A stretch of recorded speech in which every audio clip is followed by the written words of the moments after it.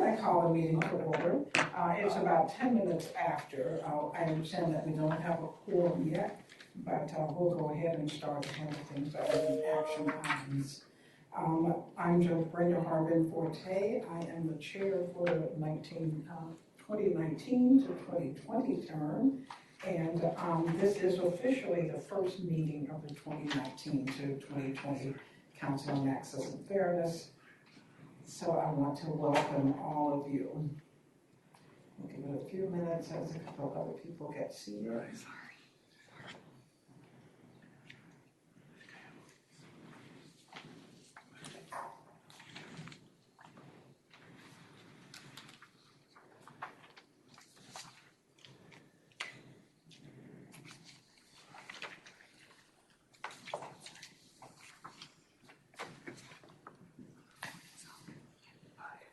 So what we're going to do, you have an agenda in front of you. We're going to go with the roll call, and then I'm going to call for public comment. Ms. Holland, Elizabeth, if you please do the roll call. Judge Brenda Harbin Forte. Here. Heather Anderson. Here. Connie Broussard. Here. Ryan Harrison. Here.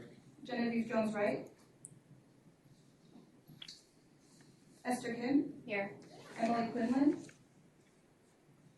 Kristen Rosie. Here. Donna Shealy. Sal Torres. Present. Judge Holly Fugier. Here. Adeyinka Glover. Here. Melissa Hung.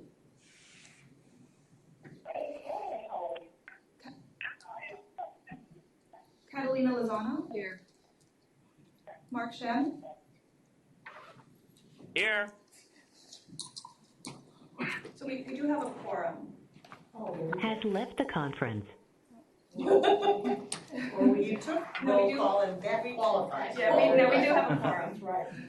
All right, very good. Then we now have a quorum. I'm going to ask for public comment. I'm going to ask if any members of the public are present in the room or on the telephone.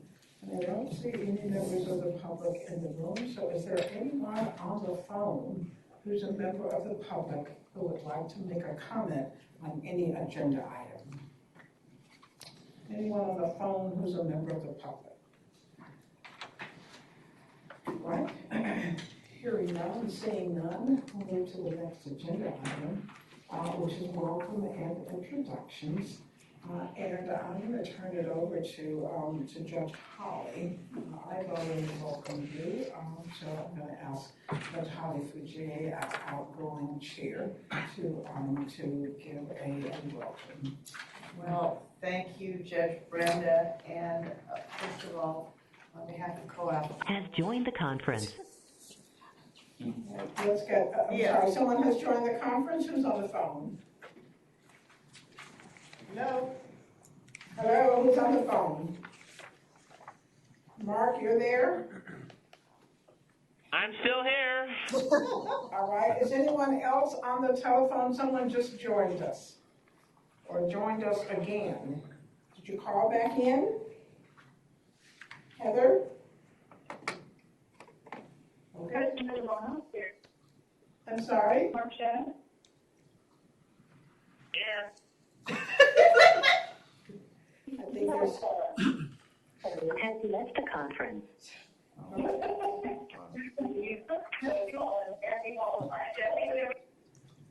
It's not Halloween yet. Okay, so we won't, let's go through with the introductions of everyone then. And then continue, Judge Hollis, welcome. All right. First of all, I want to on behalf of COAF, give our strongest condolences to Judge Brenda, who had a recent loss, and she is so strong and she is so wonderful that she is even here today speaks volumes for how her incredible commitment to diversity and to this council. And so we all love you, and thank you. very much. Yeah, and it's, you know, I am so, I honestly, giving over the chair of this commission to Judge Brenda is such a privilege and an honor. She has been an icon of diversity and of the cause of justice and equity in this state, in this country for so long, and I'm so proud to know her. And I'm going to start to cry. I know. Luckily I am not over my laptop as opposed to some people. But in any event, it's. Can you hear me? Hello? Yes, who is it? I honestly, other than hearing Mark Shem over and over again, is there somebody other than, is there?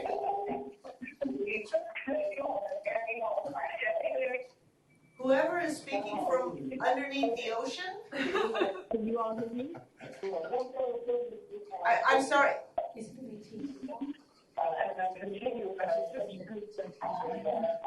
sounds like y'all. All right. First of all, I want to. I think someone's not on mute. They need to mute themselves. I think that's the problem. Those on the phone, if you could mute This is yourself. like from. Someone's playing the webcast. At the same time. Oh, if you're on the phone, you can't be listening to the webcast. They need to mute their line. Those on the phone, if you could mute your line, that would be great. And if you're watching the webcast and calling in, you'll need to mute the webcast as well, and then just unmute your conference line when you're ready to speak. I honestly, giving over the chair of this commission. That's really delayed. So it It's a delay one. Hello, whoever is on the webcast, if you're on the telephone and also trying to listen in on the webcast, would you please mute the webcast? Please mute the webcast now. Or we shall send some authorities there with badges. We know your location. Okay, well, somebody is away. Okay, well, this is not going well, so we are going to just continue. Right. Yes, can we hear that?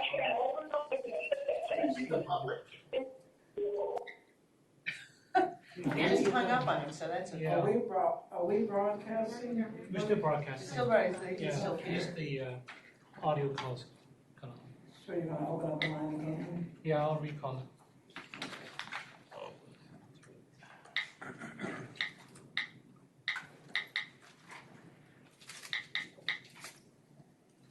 For the record, I want to be clear that that was a technological problem that was not. Welcome to Reservationless Plus conferencing and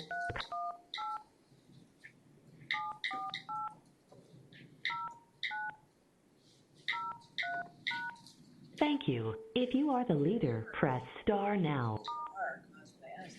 Please enter.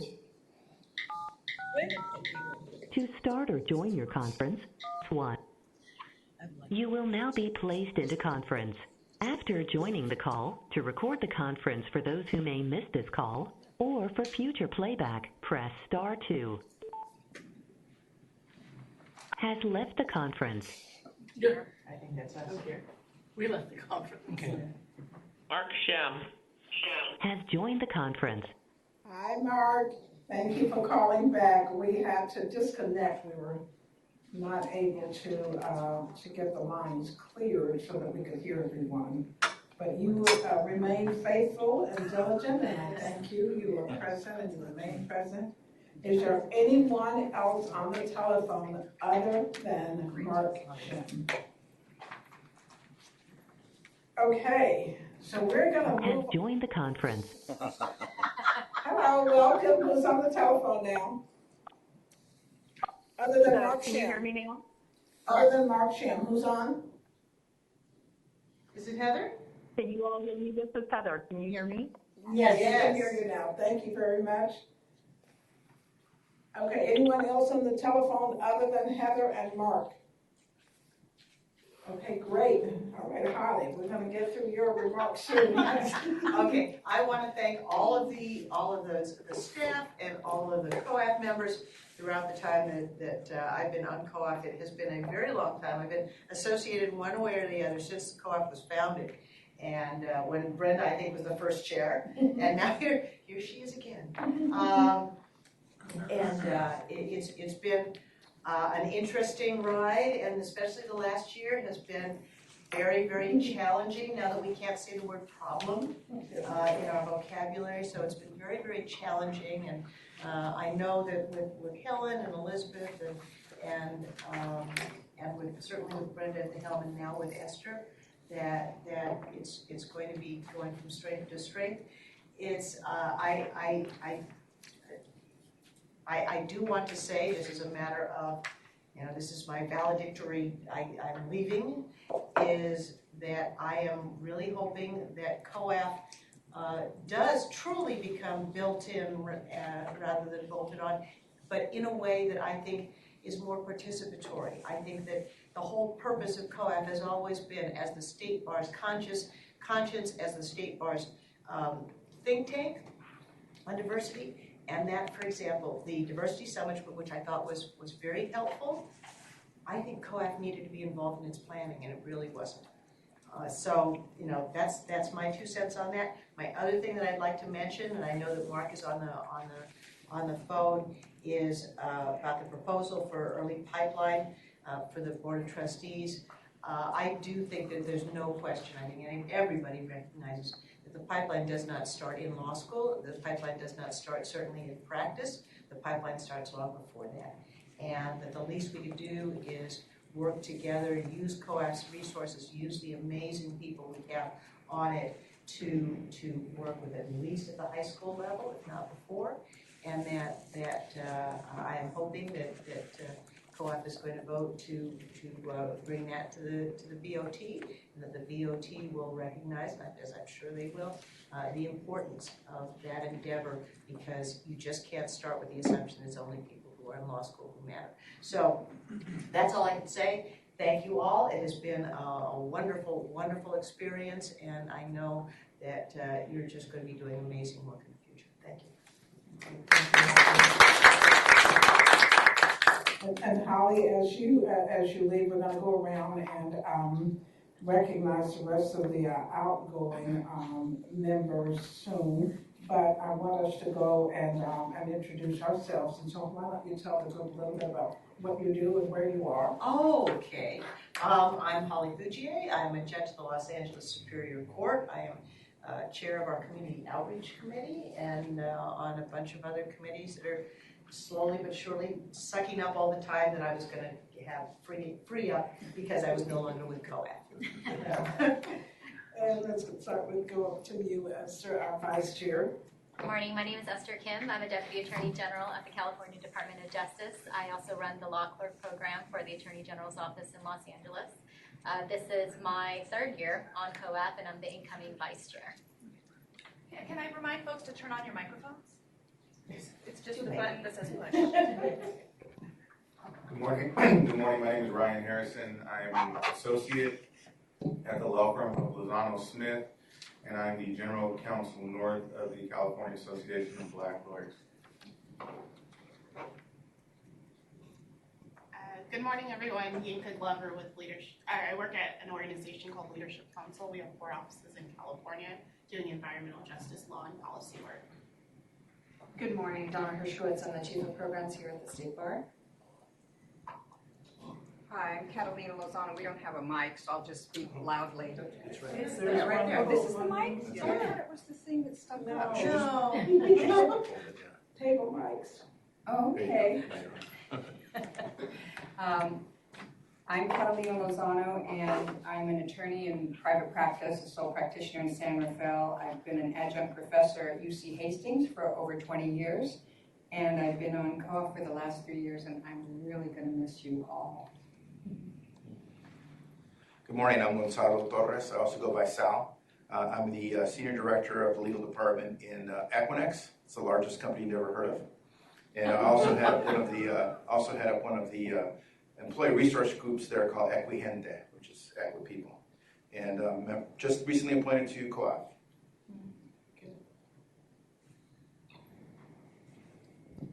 I'm Brady Dewar, Assistant General Counsel in the Office of General Counsel here at the State Bar. Good morning. My name is Carolina Amarati Terrero. I'm a program analyst with the Office of Research and Accountability.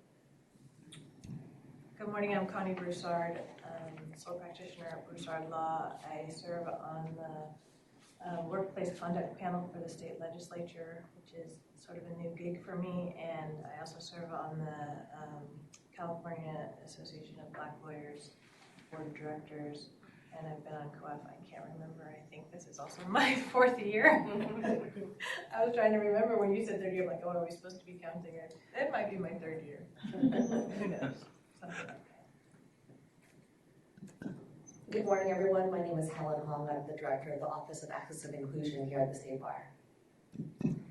Good morning, everyone. I'm Kristen Rosie. I'm the Chief Judge at the California Department of Insurance. I also chair the LGBT Committee for the National Association of Women Judges and sit on the Board of Directors of the International Association of LGBT Judges, and this is my 1st year on COAF. Good morning. My name is Elizabeth Hom, and I'm a program supervisor with our Office of Access and Inclusion here at the State Bar. Very good. And just a little bit of my background. Again, I'm Brenda Harvin Forte, the new chair, although I was the inaugural chair when COAF was first formed all those many years ago. I am a judge on the Alameda County Superior Court bench. I've been on the bench for 27 years, starting out at the open municipal court, and then on the unified in 1998. I became a Superior Court judge. So I am excited about chairing COAF again. So, and with respect to those who are on the phone, I'm going to ask you if you please give us, introduce yourselves as well. Mark, why don't you go ahead? Thank you, Judge Brennan. Mark Shim, a partner at Board Petrini, terming off COAF, and as a point of personal privilege, I'd like to thank Judge Holly and Judge Brenda for the outstanding work they've done. And Judge Holly, you will be missed. Thank you. Hi, this is Heather Anderson. I am principal counsel at the Walt Disney Company, a new member of COAF, and at Disney, I am also a founding member, steering committee member, and executive advisor for multiple employee resources. Very good. With respect to our next agenda item, we want to recognize the outgoing members. Judge Holly has already thanked you. I too want to thank all of you for your hard work throughout your term on COAF. I came back on the board, I guess, in 2016, 2017 or so. I came back on COAF. And it has been such a pleasure to work with all of you, and a real honor. I've appreciated your commitment, I've appreciated your hard work, I have appreciated your desire to increase the diversity in the legal profession, and when we were doing the work, increasing diversity on the bench, the passion with which all of you committed to that effort as well. So I'm going to call the names of those who are the outgoing members, and some of them are not present, but we will thank them and call their name anyway. And for those who are present, for everyone, we have certificates that we will pass out to the ones who are present, and those who are not present, we will mail the certificates to them, and their certificate is a certificate of appreciation awarded to the individuals for their commitment to diversity and inclusion in the legal profession and for years of exemplary service on the Council on Access and Fairness. And there are some personal notes from members that are written on all of them. So I am going to start out. Barry Weissman is an outgoing member. Barry is not present today, but we want to thank and honor him. Mark Shem, again, we want to thank you, Mark. And Mark is on the phone. And again, Mark, you two have been such a prodder and an urger and all of those kinds of things that made us the best co-op that we could be. Gary Roberts is absent as well, but we want to thank Gary. Kazan Maloof is not present today. We thank Kazan. Catalina Almazano, you are present. Catalina, we want to thank you for your service. We've given some nice notes about you. And thank you for all you've done and for the new emphasis and the encouragement. No. So we have a certificate to present to Catalina. Who will come forward, please?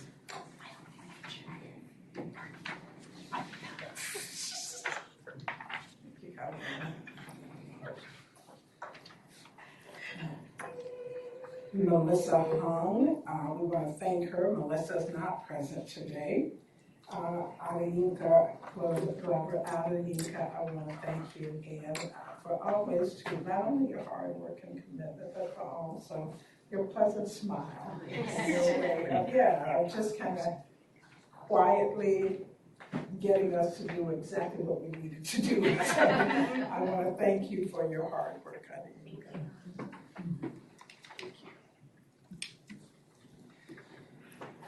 And we now thank a person who has no equal. Our outgoing chair, Judge Holly from GA. We have a special gift for Holly. I love bubble wrap. She loves it. So excited, like a kid at Christmas, just, show her something with some bubble wrap and everything. And she just goes nuts, You know me so well. Yes, indeed. Holly and I go back so far, so many years and stuff. We went to rival high schools in Oakland. She was at Go Bulldogs. Sorry, Oakland Tech team and everything. And I was at the wonderful McClellan's House Warriors and stuff, in Oakland. So we go back that far, but we have worked with COAF since its founding in 2005, 2006, 2007, whenever we found actually the task force 2005 and 2007. But Holly and I have been partners in crime and urging diversity in the profession, and particularly on the judiciary. For all of those years, we've been a thorn in the side of so many people. Absolutely. And we are proud of it, but Holly, I'm going to miss working with you. I got your numbers. I got your I know. I have all your numbers too. I'm going to get a GPS put on you so I can locate you because she's always traveling out of the country someplace. I will locate you. I will find you, and I will ask for your wisdom and for your advice. And I really, really do thank you, Holly. You have been courageous. You have you've stood up, you have spoken truth to power as you continue to do all your life, and you are such a wonderful role model. So I want to thank you. I'm going to present you with a certificate which has all of these wonderful notes on it, but as a special gift from some of us on the council, I have a special gift to give you. And then I will say, in terms as I take over chair from Holly, although Holly is diminutive in stature, she leaves some very big high heels for me to fit. So I hope I can do as good a job as you have as chair. So what we have, Holly, is a special gift. It's a vase that we have. And it looks like you. And it says, Judge Holly J. from GA, Chair, Council on Access and Fairness, 2018 to 2019. I'll present this to you. Oh, that is so wonderful.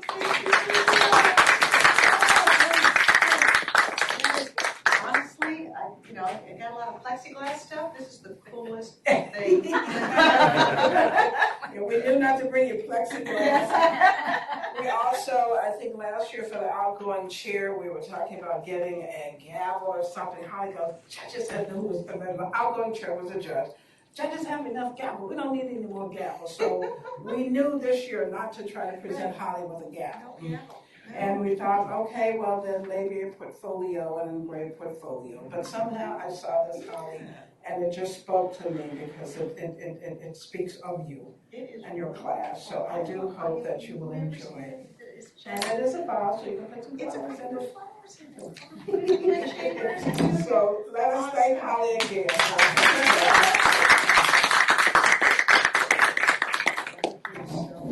Oh, gosh. Only Brenda would remember about the gavel. We welcome the new members now. And by the way, we have another member present. Who just came in? If you would say hello, introduce yourself. Donna Sheely, and I made the mistake of flying into SFO instead of Oakland. Oh, my goodness. Okay. I thought I'd try that new BART coming up now. Okay. All right. And so, Donna, can you tell us a little bit about yourself? We all gave our background. Yeah. Is it on? Is it on? So I am a faculty member in the Cal State system, mostly at Cal State LA and Cal State Dominguez Hills, the two most diverse campuses in the system, and probably in the United States in terms of four-year universities. And I've been involved in bar service going back a number of years, and most recently on the Women in Law Committee that then COAF emerged out of the merging of a number of those committees. So it was great to get back in the game, and I've been very active in diversifying the profession in the college to law school part of the pipeline, and was on the faculty at UC Irvine when that law school opened and started to do a lot of that work, and I was involved in that as well. So that's my passion and the part of the pipeline that I focus most on. Very good. Thank you. Welcome. Let's welcome the new members officially. We have 4 new members coming on. Heather Anderson Haynes, you heard her introduced, she's on the phone. Brian Harrison is here, he's been introduced as well. Kristen Rosie is here, and she's been introduced, and Sal Torres is here as well. So we want to welcome you to COAF. We have an exciting year ahead. We are going to put you to work. You will be working hard. We want your ideas. We want your creativity. We want your energy. And more importantly, we want your courage. We want you to speak up. We want you to tell us the best way you think COAF and the State Bar should proceed. So we're going to be looking to you for that from you. And we're not shy on COAF. So I expect you to jump right in, to have ideas. There are no bad ideas. There are no dumb questions. So please ask, please participate. Please give us your best because we need it. But let's welcome the 4 new members.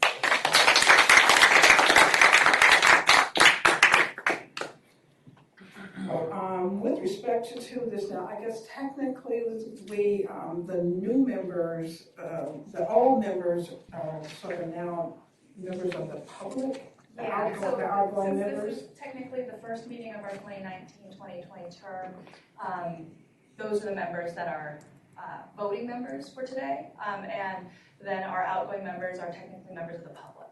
Okay. So when we do any action items where we're voting, then the roll call vote would just be for the 10 2019-2020 members. All right, okay, very good then. But we will continue to solicit the input of outgoing members as members of the public.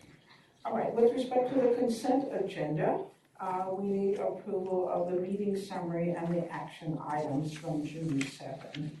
The materials have been posted and they've also been provided with your agenda. Does anyone need any additional time to review? And then as soon as we're ready, I will take a motion to approve the meeting summary. There's a motion and a second from the 2019 to 2024.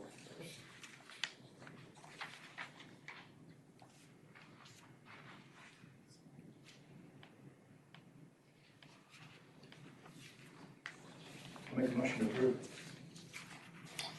Who made the motion? Okay. I'll second. Okay, seconded by Kristen. Hi, I'm Catalina. Shouldn't the people who were here vote on this? No, it's the new people who don't know anything about what happened. They're going to approve these minutes. Okay, I just wanted to know. Technically speaking, Robert's the rule. Yeah, as long as you've read them. Well, we have enough ongoing members who can make any corrections if needed. All right, we have a motion and we have a second. Is there any discussion?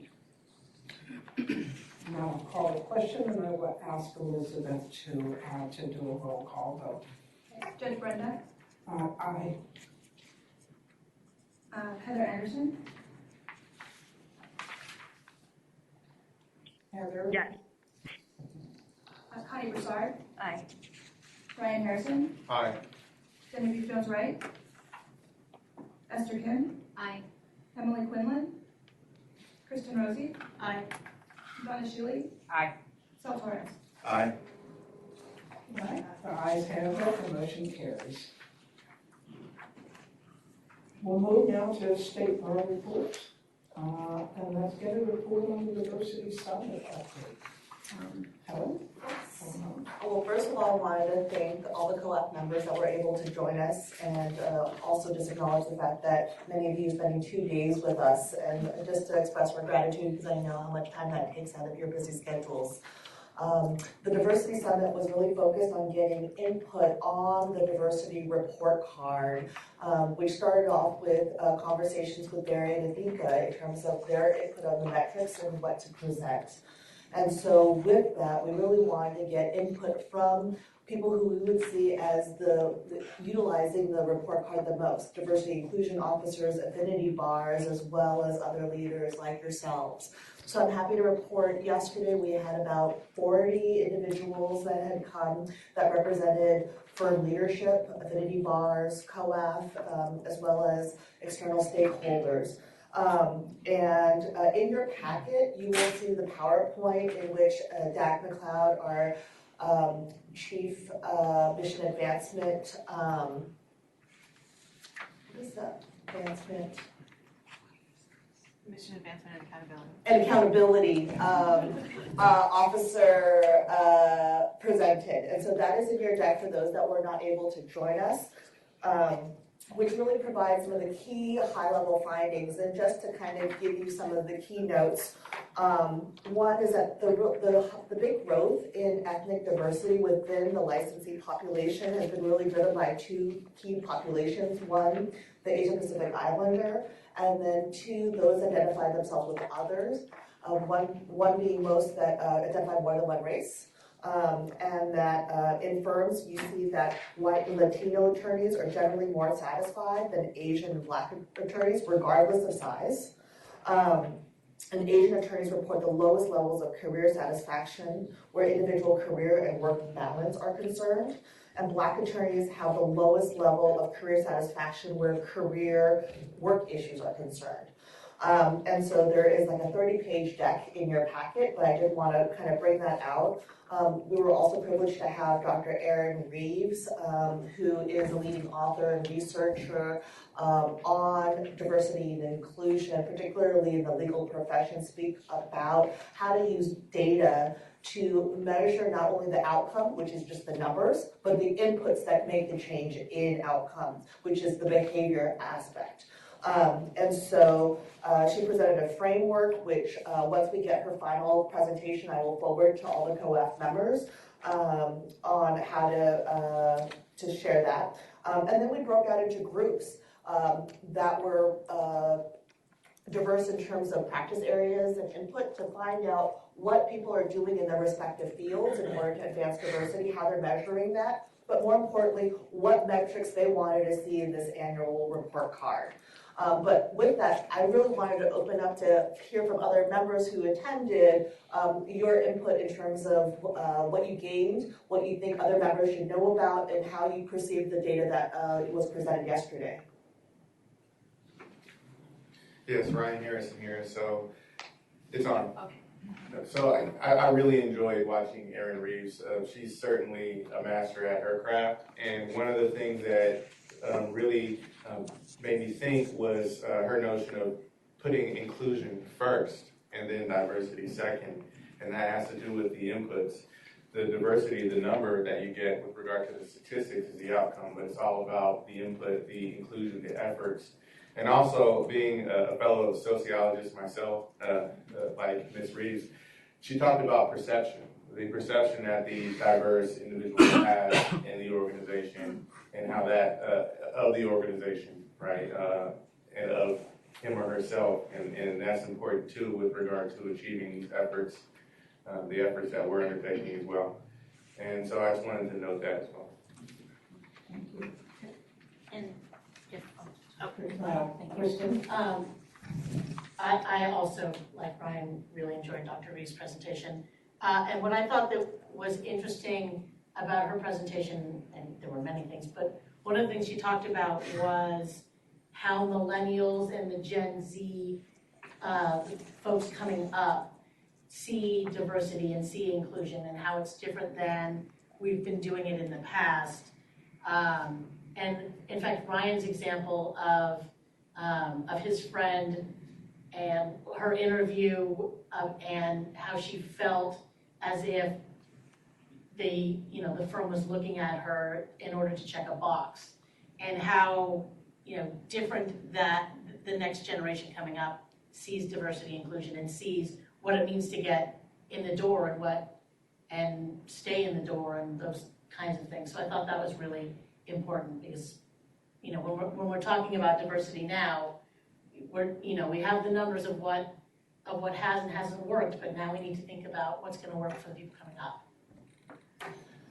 Sorry to add to that a little bit. So she said that there was kind of two ways that younger attorneys, young diverse attorneys can go about it. The first way is, I think, more like my way, where the firm reached out to me and they say, we're committed to diversity. We want to be a more diverse firm, and so we're looking at you partly because of your experience and your background, but also because you're diverse. And for me, it's not a big deal. It's something where I think to myself, let me in, and then I'll show you what I can do. Whereas the opposite version was the version that my friend took, where the same thing was said to her in an interview, and she felt kind of insulted, where she was only being used for her appearance, and maybe even possibility client development, and it turned her off, and she went elsewhere. And the Gen Z, the newer generation of attorneys, are more likely to be, they're likely not to like that, to be seen as someone that is a tool to enhance diversity numbers. And so I thought that was very interesting. Hi, I'm a member of the public. That's Judge Howard. Who was present yesterday. And I did think it was a very interesting, very helpful seminar. I've gotten very cynical about these things. You tell me there's a diversity summit, I'm going, yeah, right. If somebody tells me one more time about the economic case for diversity, I'm going to hit them. So I did think the presentation was very good. One thing that really came out to me though was what I thought was really interesting was the input part, what I think is absolutely the most important thing and affecting the culture. I think it's really, really important that COAF is involved in that process, because you need to have, she has more of the academic point of view. I mean, it's like a very, very valid thing she had to say. But what I was talking about was how firms actually work, how lawyers actually decide what to do. And that's the kind of thing that COAF, with the sort of wide range of experience that COAF members have, can really help with, to say, okay, what really incentivizes and disincentivizes lawyers in how they act? How do people really really make these kinds of changes? And so I thought, well, okay, COAF needs to work to figure out, number one, what can be done, but also number two, when you have something like this diversity summit, who should be invited to attend? Who should really be pushed to attend? Because I was looking at that, for example, there were a lot of diversity coordinator for this law firm, but you'll notice a lot of them are very young, which is good for getting the Gen X point of view, but not so good in terms of pushing anybody at the firm to do anything. A lot of times diversity coordinators are there, and it's like, people go, yeah, well, okay, you want to do a reception, fine. But nothing in terms of getting people actually to change at the partner level.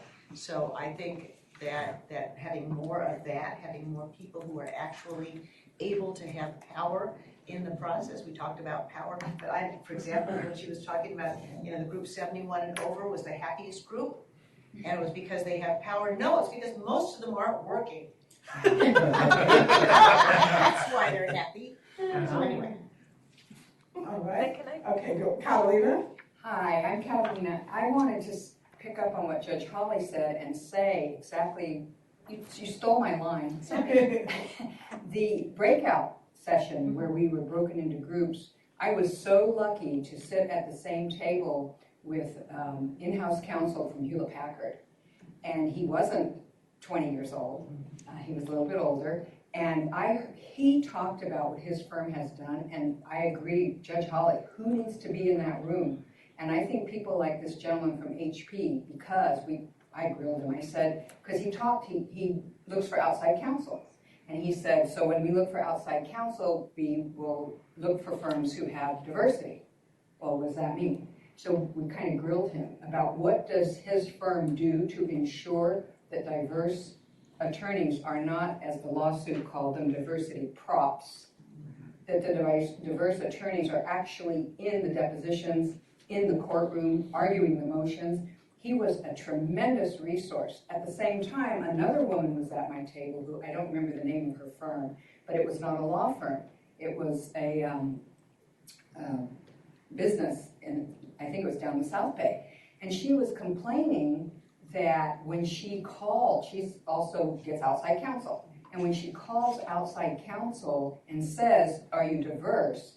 She said many times they won't even return her call or check on it. She said because they're so small. Her company is so small, the lawsuits they have to bring aren't worth the time of the Sidney Austins and the big firms. So we all said to her, well, hey, you ever heard of, corporate counsel, the Minority Corporate Counsel, Minority Bar Coalition? I said, there are so many smaller firms that are headed up by some only having diverse attorneys who would love your work.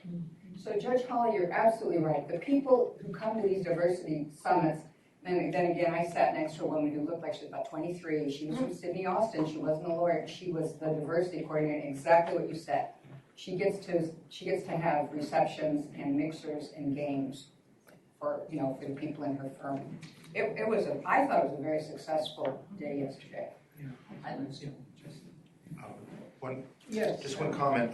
I had the privilege of talking to the doctor anecdotally in one of the breaks, and she made an interesting analogy that part of the reason why a lot of folks are unsatisfied with their jobs, whether it's in-house counsel or in private practice, because the folks that are recruiting individuals to come work never align with the folks that are there to retain the folks. It was an interesting notion because that happens a lot, and I work in an in-house counsel setting, and I see that happen a lot, where there's a talent acquisition team that acquires everybody, and they're completely disabused of that person. Once they come into the doors, it's like, it's not my problem anymore. So we see a lot of folks come in that are diverse, but then they don't last, and unless they find some commonness with other employees, they tend to be the ones that leave. But I analogize that to the whole notion of lawyers and how we're not diverse, and one of the problems that I see that hopefully COAF can maybe make a recommendation to State Bar is we have an agency that's separate and independent from the State Bar that provides testing for people to go to law school. There's the LSAT scores that are traditionally been very, very biased against people in underrepresented communities that make, so to speak, a decision for law schools to allow certain people to go to law school. And then when they're done with law school, then the State Bar comes in and licenses those people. So if you look at it that way, there's the acquisition folks, the LSAT folks, and then there's the folks that are supposed to retain the State Bar folks, and yet we don't work together. That's one problem. And the other side of that is, and this goes with Judge Hawley's comments before, it was the notion of punishment that the doctor mentioned. And I took that a little step further, saying in the private sector, when you're a publicly traded company, you get all kinds of scores from investment bankers on what you do, from anywhere from how many people you have, to programs you have, to your usage of the green economy. In my company, for example, all of our we're a worldwide data center company. We've gone from almost all electricity to almost all solar powered. And when you talk about, the number of kilowatts we use, we're basically reducing the carbon footprint in the mega millions of whatever measurement you use. So that's one measurement, but when you look at the diversity of companies, a lot of investment companies will grade you on that as well. And that affects your bottom line, that affects your stock price. So my comment to her, and she sort of agreed with this, was the state bar has always seen itself as a membership.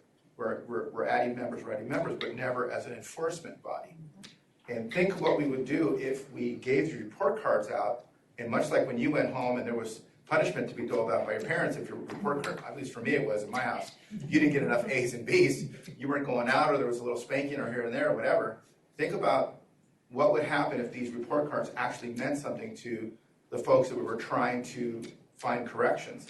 If the fees went up, if there was some sort of a fee adjustment based on how much diversity you had versus how much you didn't have, maybe that's how people might pay attention. And the whole notion of punishment, that people will always call the person that yells at them the loudest or the one that demands the most from them, they'll always be the first one to be called back. If the state bar saw itself as that kind of a catalyst to bring that kind of a change, we could bring some really sweeping changes very quickly in the state bar. Very good. Anyone else want to comment? Yes. I was just going to piggyback a little bit on what Judge Boucher said. Also, as far as co-op being helpful, California is a huge state, and it's diverse in a lot of different ways. And co-op has that diversity too. And one thing we didn't do when we did our introduction, we didn't really emphasize our locations, but I'm from San Diego, there's people from LA, there's people from the Bay Area, and there's people from everywhere in between. And even just that, being represented somehow at the summit would have been helpful, and our influence in planning and even inviting people to attend the summit, I think, would have been helpful. Very good. And yes, I think. One of the things that stood out to me was the conversation around culture, climate, and choices.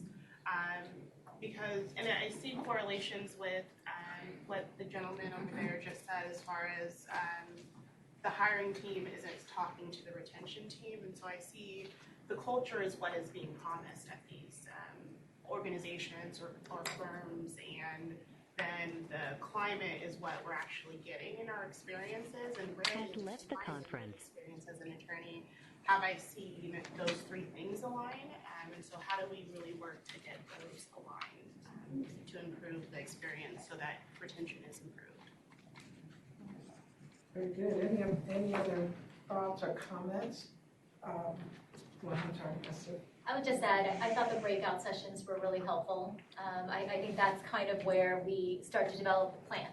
So we have all this data, what do we do about it? And what do we do to effectively address change? And I would also echo Judge Fuji's comment in that if we had a little more input on who could be at the table, I think we could have had a lot of different ideas. I know in my particular group, we were interested in maybe doing a public sector analysis on some of the data. As we saw, public sector data was a bit different than the private sector data, and if we had people from different agencies, if we had individuals from the public defender's office, from the DA's office, as well as the Attorney General's office, county council, I think it really would have, and if we had managers at that level, I think we would have had a much robust discussion.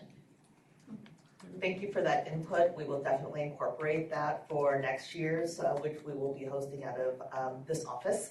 And so I take your feedback seriously, and we will incorporate that. I think I'll just leave it at that. But I think, go ahead. I wanted to say as well, I kind of want to echo, even though I was not able to make the conference yesterday, I mean, the points that have been brought out are so valid. I mean, Holly and I think we're both partners in our law firms. So, yeah. And so we know that on the law firm level as well, that Sure, there are some partners who will say, okay, we got a diversity coordinator, let's check that box. Okay, yes, we'll fund this, we'll pay for a reception, let's check that box. But the ones who are making the real decisions about diversity and the importance of diversity were the senior partners. And so if you get them to the table and you can impress upon them the importance of a real firm commitment, a firm-wide commitment to diversity, you will be able to effect some change in terms of who's coming into the firm and who is being retained, the importance of retention at the firm level, in the organizations and county counsel's office, public defender's office, the ability to move up the ladder in terms of management positions.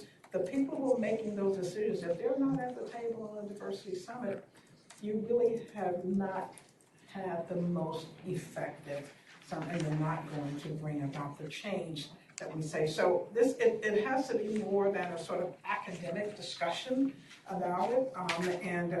If indeed there were just the diversity coordinators, for example, instead of the senior partners and things like that, then I just don't think that we will advance the ball as much. I want to go back and just say too that for the people new to COAF, that when COAF was formed, it was to basically be the think tank for the state bar on diversity issues, and to sort of be the conscience of the state bar, and to urge and put forth diversity.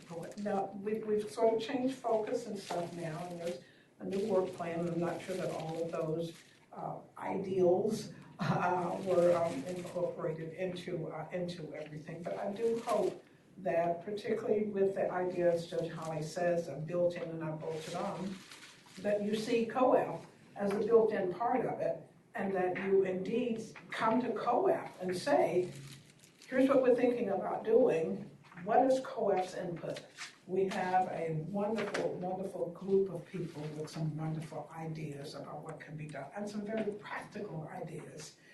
We've been there. We've been boots on the ground in many of these things, so it's not an academic process for us. So I strongly encourage the state bar's leadership, Helen, Donna, Leah, and others, to look to COAF first on these kinds of issues, and let us be involved in the planning of it from day one.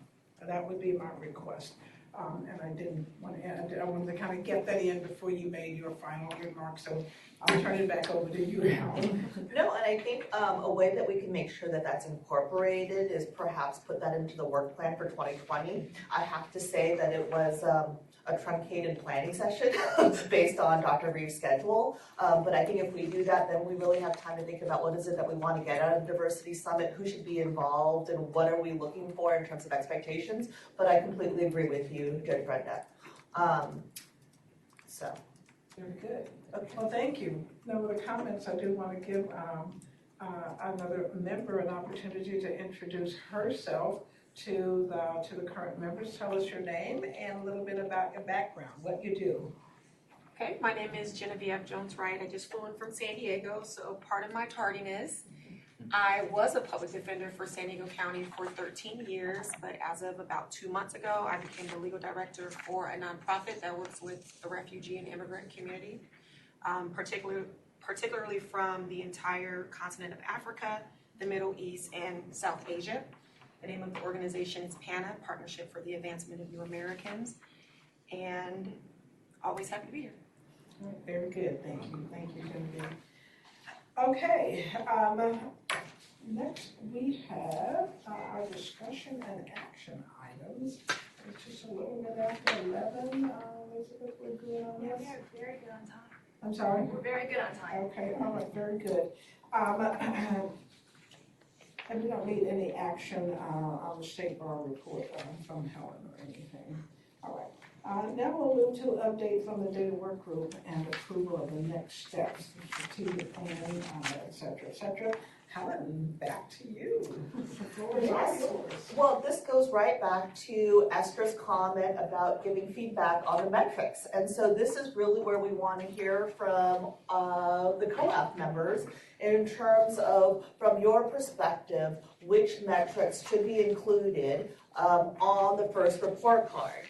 And I do want to say that, Esther, we did get feedback, I think including you, about getting the report card based on sector, based on DICA 2. So it's seeing private, public sector, and nonprofit sector. But when we're looking at that, what you have in your packet is the types of metrics that we presented that we've culled from the data from the demographic profile. And what you see based on Dr. Reeves and Ryan's comment is, how do we get to measuring the inputs? Because the numbers are not going to change within a year. However, some of these other items could be measured incrementally as it comes to what I would go back to climate in terms of satisfaction. Just want to make sure everybody pulls up the right thing. Yes, so it's titled Examples of State Bar Data Elements and Analyses. And it's in the folder. Inside the folder. Sorry, inside the State Bar folder. What you see on your left-hand side are the demographics that I think that you've seen as well on the bar brief. On the right, you have the sector overview based on the total licensing population and how that breaks down by race, gender, sexuality, and disability. On the next slide, you have the practice setting diversity by race, ethnicity, and gender, and then by positions, then by leadership, and then satisfaction in different career based on ethnicity and gender on what we had picked out based on Dr. Reeves' initial feedback from our data was challenging assignments, advancement opportunities, career development, performance evaluations, and salary.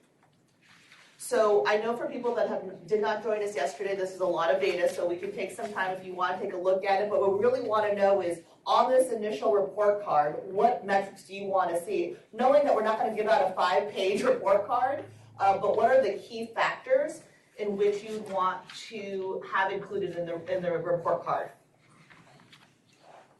If I could just quickly add, one of the things that we did yesterday in our breakout session is to take this data sort of outside of the abstract and look at much of what many of you were mentioning.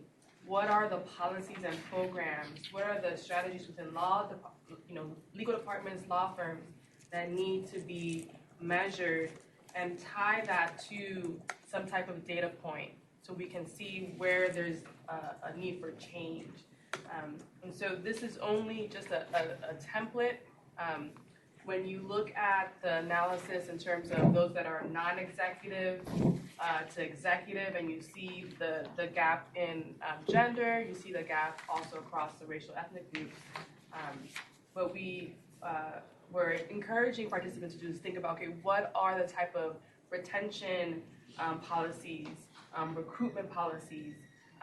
I believe that the AG talked about their law clerk program and starting that pipeline, getting them prepared to participate in sort of the aggressive recruitment process that is needed when you get to the AG. So really robust conversation, but again, this data sort of, the data only tells you what it is, what's going on, it doesn't tell you why, and the insights is what we do.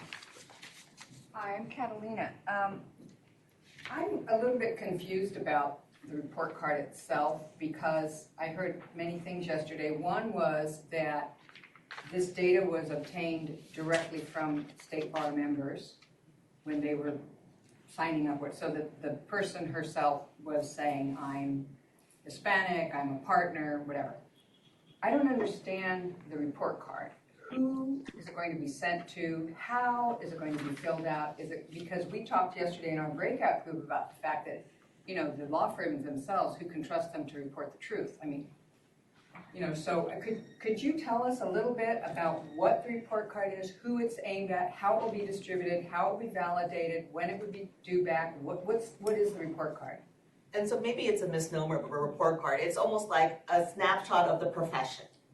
It can be in the aggregate of this is what private law looks like, that we can then look at, can we break it down by firm to make it more interactive? So this is the initial data based on what we found input from the work group as well as some other stakeholders.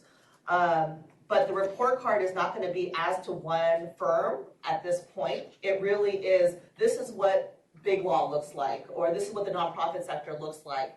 But we want to know what you want to see in this annual report. And it's as of this time. And then Donna? Yeah, so if I can point you, sorry. And also then, in terms of the communication strategy, who this goes to, this is actually an item for discussion on COAF's work plan, right? So we started with creating a subcommittee to develop parameters for the annual report card, which was Yinka and Barry. Develop communications and outreach strategy for the report card, include possible call to action and live presentation to the legislature. So this communication strategy will be something that COAF will be making recommendations for. Develop a self-study, MCLE, based on the report card findings and recommendations for further action. So this is a sort of, COAF is helping sort of identify what should be in the report card and how to put it on the street, who it goes to, how we post it, right? And I think, sort of what we do with the first report card may be very different than what we do with the second report card. Because, next year, a year later, we'll be able to look at what has changed, what if anything has changed. And then, right, and that should be, all of this data will be helping drive strategies, right? So we'll be identifying a particular fact on this report card, or, whether or not we put on the report card, frankly, that says, wow, this data is striking. This tells me something. The people with the least career satisfaction are, sort of this group in this sector who do this. What should, and this gets sort of to another COAF work plan goal, sort of, we should focus some effort on that. How do we move that goalpost, right? These are the behaviors that Dr. Reeves was talking about, right? The climate. How do we change the climate so we can improve, some of those sort of things that seem to perform worse, and then look at that on next year's report card and say, have we moved the needle on that at all? So, just so I'm clear, we're not doing any, this is... To have a more organized discussion, I'll ask you to wait till you get recognized by the chair. But go ahead, Colleen, I'll let you finish your point. Then I'm sorry, Judge Brenda. So we're not changing any of this? Yep, no, absolutely. This is exactly what we're supposed to be doing right now, is talk about what you think should be on this report card. These are samples, as Carolina was saying, of data that we could pull from the report card. The meeting yesterday was to get some input from others outside of COAF, and then we're taking that input today, and we're taking COAF's input to figure out sort of what should this look like. All right, Sal, and then Holly, Judge Holly, and then Kristen. Yes, through the chair, let me just ask you a question. You just mentioned the last year's report card. Does the report card look like this, or does it look different? What does it look like? This is the first one. We'll be designing it. Yes. Okay. Second part of the question is, when you asked what should be on the report card, is that assuming that there's information that was not presented here that could be presented? Yeah. Okay. Because the reason may I ask one more question, Judge? Sure, go ahead. The reason I ask that is because the one thing that's strikingly absent from all this is don't come over here and hit me, Judge Holly, is the economy of this. There's no, for example, we give a statistic on, here is the, for example, and obviously for me, for obvious reasons, I'm most concerned with the fact that the Latino population is horrendously underrepresented. What's the consumer buying power of each of these sectors of the population?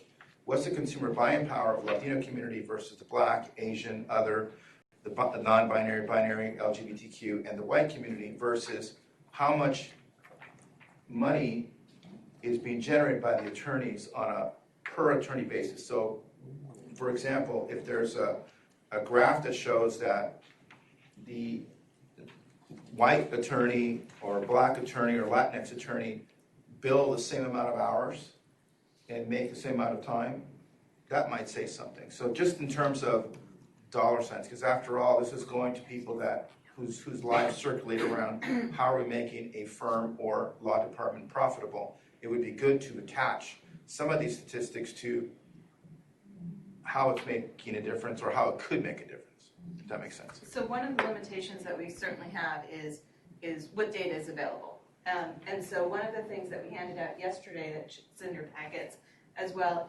is the actual survey questions.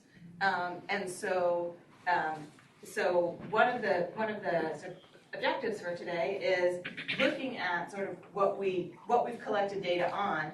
How would you like us to slice and dice that data that we have? And then also, what is it that we didn't ask that we should ask for next time?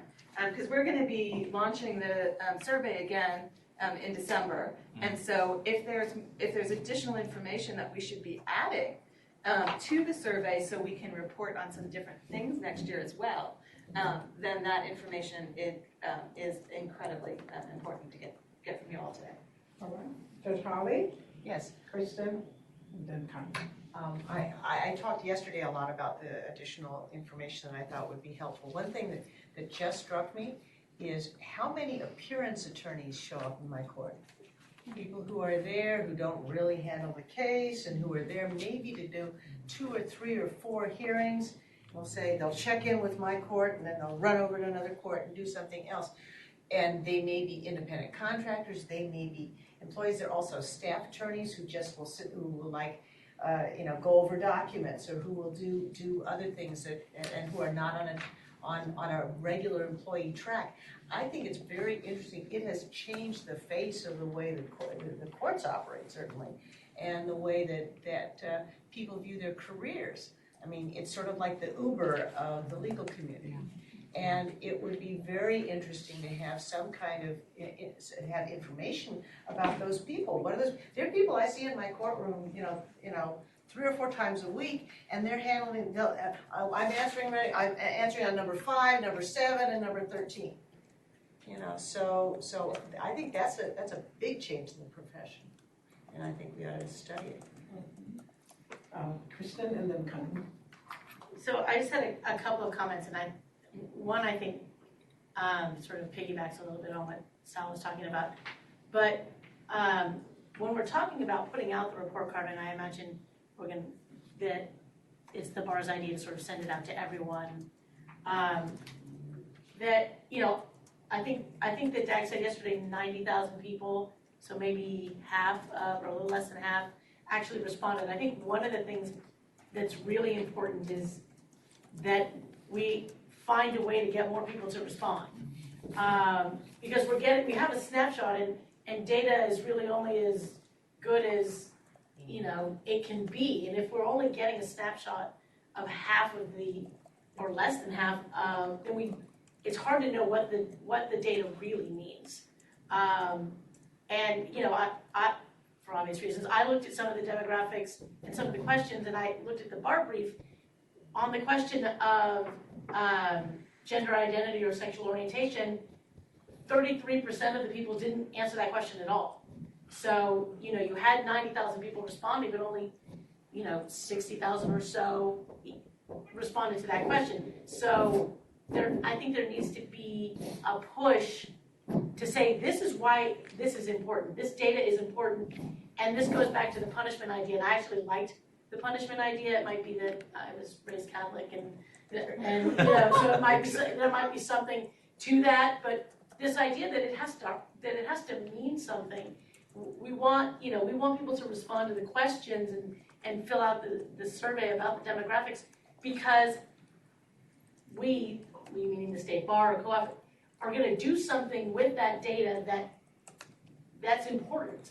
You're not just filling it out to fill it out because the state bar wants to know more about you, but that the data means something, that we're going to do something with it. And I don't think that unless we give people that, I'm not sure that anyone's going to, it's that idea, like, well, okay, we gave them the data, but does it matter? Do they care? And so I think, in whatever way we send out the report card, there needs to be some sense of, we're going to send it out to everyone, so it hurts a little bit if you're, on the wrong side of it, so please fill it out. This is why it matters. So, Judge, can I respond to this? Oh, sure. So a couple of things. So so we launched this last year with the billing cycle, and if you go online to pay your own fees, you had to go through this first. Unfortunately, due to a variety of issues, we launched it basically the last week of the billing cycle. So, and the fact that 125,000 people clicked through this, I want to be, that is huge. You don't get response rates that are that high. That getting, in the past, our 5-year attorney survey, I think we had a 17% response rate, and we were pretty happy with that. So this is a really good response rate, but we launched it in the last week, right? The whole notion of attach it to the fee cycle, so you have to go through it. You can always decide if you're going to answer the questions or not. That is up to you. But the goal was to launch it with the very first opening. So this year, that is certainly the plan, to get it in at the beginning. Dag took some suggestions from folks yesterday on seeing if there's a way to figure out to avoid survey fatigue, to be able to say, like, okay, I know you answered all of these questions last year, so the ones that aren't going to change, I'm not going to ask you again. Career satisfaction is something that we want to be assessing all the time. What your race or ethnicity is, maybe a more static question. If you're sort of paring it down, that certainly helped. When we launched it, we had an explanatory statement in front of it that explained sort of the purpose of this and why we were doing it. And what I think I just got, Judge, was a volunteer from Genesis to help me take a look at that language and make it better. To give them a push. So I'm going to take that as a volunteer to help with the launch of that. These new members have jumped right in. Thank you, because I thought I heard that same. I thought I heard the same thing. I'm gonna have to listen to the tape later, just to be sure. Oh, the tape got lost. Judge Holly's laptop. Those seconds are missing from the tape. I would love to help Donna. Perfect. Thank you. All right, very good. Connie, did we get to you, Connie? So the thing I think about this is, you already said you were going to pare it down, so that sort of goes without saying, but the thing I see missing from this compared to what we saw last year, and I will totally mutilate whatever the actual statistic was, but there was a statistic that has stuck with me ever since last year, and it was something like, if you were a white male lawyer, you were 1 in 2, you had a 1 in 2 chance of being a partner at a law firm. And it was just such a huge statistic. It was like you had 50% chance of being a partner or something. I can't remember the statistic, but it was just, it was so striking. And, that's what I think we need to show, like those kind of statistics that are just so totally out of sync with reality, with the world, that's just not, those numbers, that's not how our society is in any other sense. So that, somehow to emphasize that and putting it on a little bar graph, unless it's the only thing on the page, I just don't know how to emphasize that, unless we're doing it as an actual report card and, you put a big F next to it or something, I don't know how to do that. But those, when there is something that's really, really skewed, I think that's what needs to be emphasized. And I can't even find that in here. I'm sure it's here somewhere, but it's hard to find it. And that stuck with me for a year. So clearly, assuming that held true and that I'm not totally misremembering what we found. Well, there was other data that was presented as part of the PowerPoint presentation that isn't necessarily in that. So it's also, and there was some information in the data that was part of the PowerPoint that talked about partnerly, and it didn't distill it to that point. And I hear what you're saying, like we need to distill these really stark findings into some pithy statements that actually draw out what the chart says. But there was some information in the PowerPoint that talked about the breakdown of partners and the sort of likelihood of if you were a white male in a law firm, if you were more likely to be, what percentage of white males in law firms are partners versus associates. And I do recall that the difference for white males in law firms was really stark from anybody else in law firms, the likelihood of being partner versus associate. And so this is incredibly helpful because I do recognize the need for us. Is this on? You hear me? Okay. I can't hear you. There we go. Yes, thank you. So this is incredibly helpful because I agree, this analysis doesn't provide you with, I think, the emphasis on the disparity or the gaps that are necessary to identify where the need is or where the focus should be. One thing we have done in the past is compare the data to the now statistics that come out annually, which show that clear sort of rate per capita. Out of 50 attorneys that are in California that are white, so many are likely to be in an executive or partnership position, and then compare that to that of a different demographic group. So I think that information we can most definitely do, and it'll be helpful to also hear it. Now, if there's one thing that we've been comparing our stats to, are there others that we should be also considering in terms of that type of statistics that's valuable? So, one other question, for those of you that are doing this, was there thought given to one last question before you sign off, to ask everyone who participates in this if they'd want to be, how should I ask this, if they would be amenable to taking a further survey? Like when you take the surveys like off of an airplane or a restaurant, it always asks you, were you satisfied? You do like 3 questions, would you like to follow up with another survey? And sometimes I'll do that and they'll even more pointed questions where you can leave comment boxes, and might be an opportunity to create a pool of folks that are used to being in that special group of folks that are asked to take more detailed questions, and you can actually drop comment boxes in them so they can add more narratives around their experiences. For example, in the law firm question, you ask people in the law firm how long you've been there and whether you're a partner, a manager, an associate, whatever. But to the extent, if you want to really draw down on the wave and the way diversity is played out in firms, I could be a Latino lawyer that spent 10 years at a firm, but going to Connie's point, which is a stark reality, maybe it takes me 10 years to be a partner, but it takes my white counterpart 5 years or 2 years. So that would be a great question to drill down on, is in a better report card for the law firms to say, look, you are being diverse, but when not just showing up, you've got to actually treat them the same when they're there. So that would be one of those kind of questions. Yeah, absolutely. One thing that we're learning that we don't want to put attorneys through a process where they're going to be fatigued. And so we want to reassess our survey strategy so that, one, we can drill down on these subgroups and get additional data of these subgroups that we can follow up later. And then in the conversation yesterday, the point of how long someone has been employed in that position is valuable to ask, and I think that's something that the survey doesn't have. And then I believe, Esther, you brought up the conversation of someone has a supervising role, and how that distinction is very different from, because you could be a staff attorney and supervise.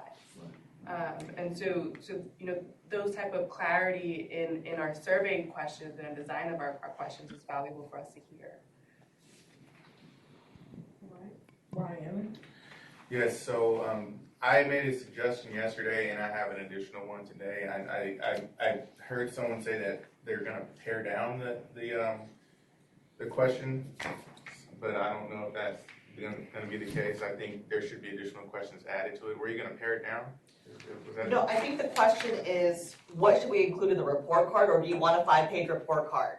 Okay. That was, I think, what Connie was responding to, saying that we're going to pare this down. And so the questions are something separate, but I think the question that I'd like input on or feedback from this group is, what do you want on the report card? We're getting a lot of comments on what additions we want, but like if we publish something and you're like, this is not what we wanted, that's what I'm trying to get to. And so that would really be helpful from this group to kind of decide that. Okay.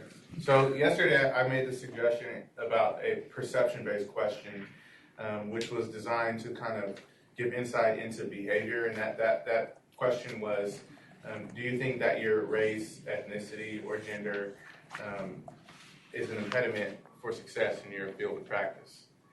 Some people don't think that's the case, other people do, and then some other people have no opinion. And so, I thought that would kind of highlight something that could be actionable.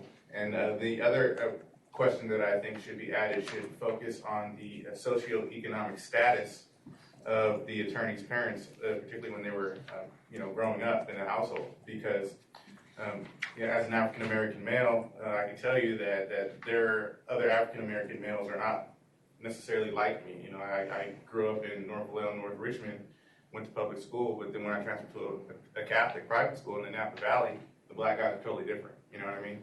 And so, are the minority attorneys working at law firms from economically advantaged families, disadvantaged families? How does that work out with regard to the numbers?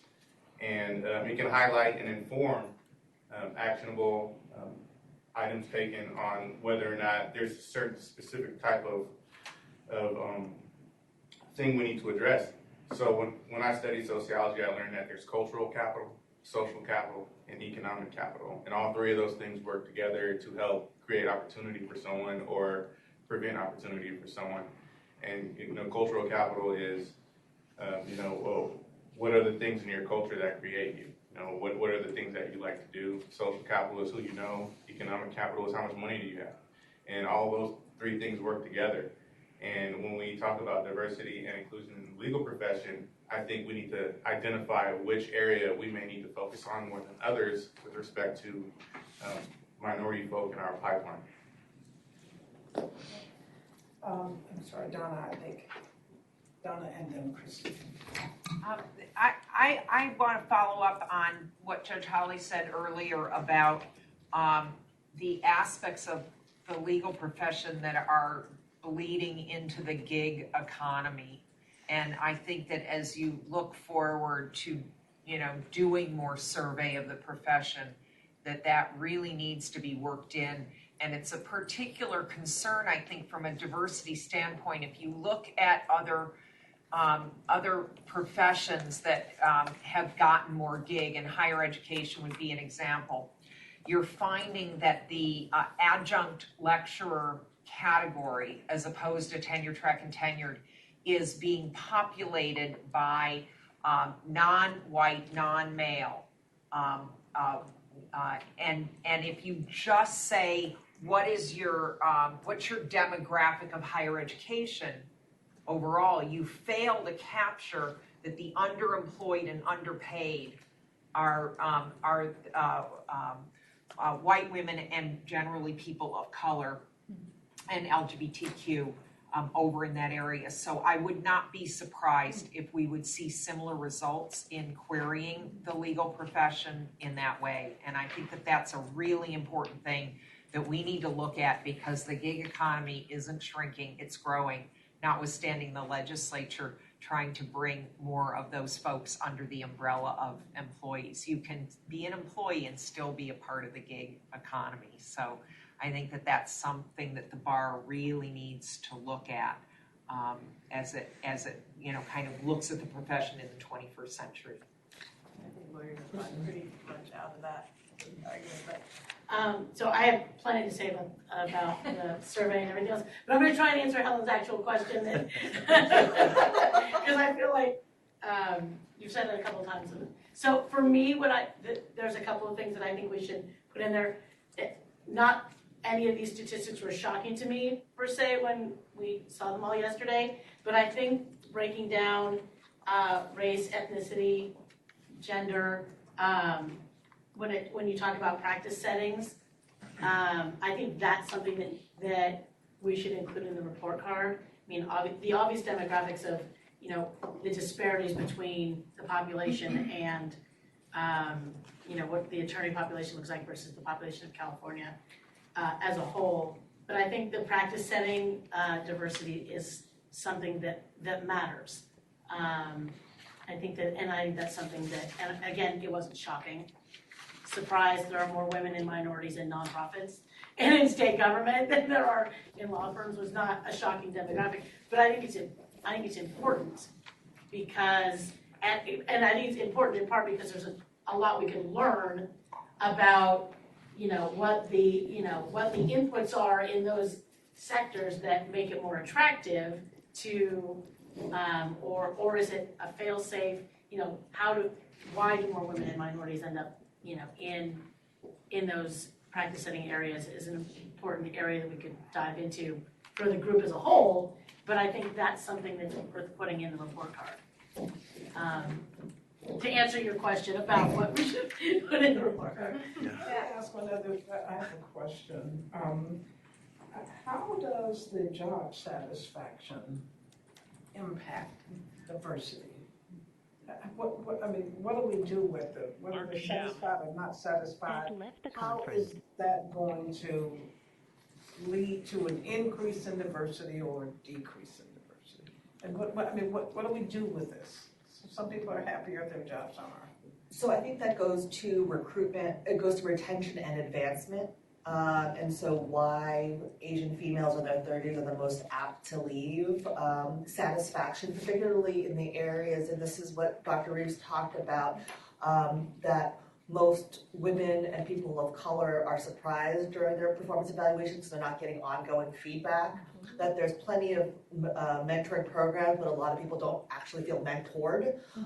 And so it really goes to the behavior in which there's opportunity to create an inclusive environment in which people are able to thrive and advance in their fields. And so these goes to the inputs which create more inclusivity for opportunities for advancement. Okay. All right. Carolina. And Sal, did you have another comment as well? Yes, I'll go after Carolina, we'll go to Carolina. So I think in answer to your question, I was looking at these blocks at the back of this thing, and I really think that is that part of what we're looking at? The PowerPoint, I believe. It's this one, Judge. It's a PowerPoint. It's this one? Okay. So, Helen, I think a really easy thing, and I really like Connie's idea of one thing on the page, showing, white men, partners, everybody, diverse partners down here, white men, partners up here. And I think these blocks that were put together by the State Bar can be very easily transformed into those kinds of images and reports. And I thought they were pretty good, but again, they were kind of dense. I sort of had to peel through a lot of the writing in each of these blocks. But I think if you wanted to give yourself a really easy assignment, you could take these blocks, and again, this is only for career satisfaction, and these blocks were not done for the other areas. So I looked to see, and they're not for, other employment varies by gender. Anyway, you could take these blocks and pull out the most stark, as Don is calling it, the most stark differences, and put one, like Connie said, you got to put it on the page all by itself, and people will see it. This was pretty good. I liked these blocks at the end yesterday when I saw them. So I think this is something that is really an easy place to start and extract from these. Thank you. Okay. Any other comments? Any other answers to Helen's questions? Did you get? Just one. Through the chair. I'm sorry, Through the chair. No, that's okay. Just in answer to your question, sorry, I started off the wrong way. I agree with all that's been said, but one clarifying question I have for you is the report card going to be publicly available, like on the website for the entire state to see, learners and non-learners, right? Yes. Okay. So then, I think on this one, I think if you take that first half of the page, the left-hand side, that alone speaks volumes. I think if you just release that would be great. And then outside of that, some of these other ones, like this, I think it's the page 11 of I think it's just the same of the Diversity Summit Workshop. I think it's sort of the same statistic, just presented differently. Might be a little easier to read. It's page 11 of the PowerPoint deck. It's a little bit different than what's on there, but the numbers don't all line up, but it kind of speaks to the same statistic. Or something like that would be great. But I think that alone would be enough, or at least to get us started on the conversations. And one other thing too, I think we need to indicate where we're getting our demographic data from. Is this Department of Finance's annual report, or is it in terms of population? California's adult population, or black population of 4%. It's the census. Department of Finance, or is it the census? Census. So that would have been in the 2010 census. Because the next one will be until 2020. Right. Okay. Because I've seen different figures, for example, for the black population. I had 5%, for example. But we ought to drop a footer or legend or something that says that this is based on the 2020 census, the adult population figures, for all the population figures. So may I ask, can I put in a request then, if I can have 2 volunteers for a work group, just so that we can get feedback ongoing for the draft report cards? Is that a? I heard Sal, Yeah. and he raised his hand. Really like Sal and Ryan? Oh, wonderful. So, this is really helpful. I do want to continue the conversation, but I think it is an ongoing, because we want to make sure that it's like visually appealing as well, and we want to assess how much data we're actually presenting. And so we will continue to work with Ryan and Sal then to get their input as it comes to fruition. Okay, all right, very good. Very good. So is there anything else on this aspect that we can keep talking, try to move the agenda? What about the bar briefs aspect? Do we need something, additional discussion on the bar briefs? The bar briefs was just included as a reference for that, so that COG members were aware that that's kind of the initial publication of the diversity data. Okay. And just to add, the bar briefs, I believe, are listed on the State Bar website. At least the first one is. And the goal of the bar briefs is to provide a brief set of data that can be digestible and understood, so that we can begin to parse out this information of this very large data set that we have. So we've completed number 1, number 2, we're working number 3, and the flow of it right now is, starting very high level, what is the demographics, what does the sector look like, and then doing that intersectional analysis that much of you mentioned, which is looking at the setting, the work setting, looking at the ranking, and then the satisfaction in different sectors. And so this is something that we're going to be pushing throughout the year. And also, if there's input, if there's any feedback in terms of topic areas that we should be solely focusing on, that will also be helpful. I think yesterday there was feedback that we received was focusing solely on LGBTQ, having a bar brief just looking at that data. So again, that's something that we're continuing working on. All right. Anything else before we leave that agenda item? All right, let's move on to the update on judicial diversity, update on the judicial diversity toolkit. And I think, Elizabeth, you have something to show on that one. So the Judicial Council just approved the Judicial Diversity Toolkit, which is available on the website, on their website. It was just approved earlier this week, I think yesterday. So we wanted to share it with you. And then the Judicial Council wanted to express their appreciation for Judge Brenda and Judge Hollick for your participation in and input on in improving it and making it a really useful tool. And they wanted to also say that they look forward to continued partnership with COAF and with the State Bar on keeping this up to date and furthering diversity on the bench.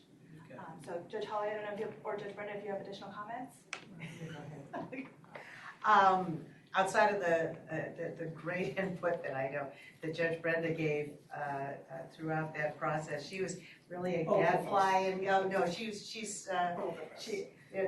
both of us are shrinking violets. Yes, we are. Yes. We never say anything. We never provide any input. We don't criticize anybody. No, we don't. Never.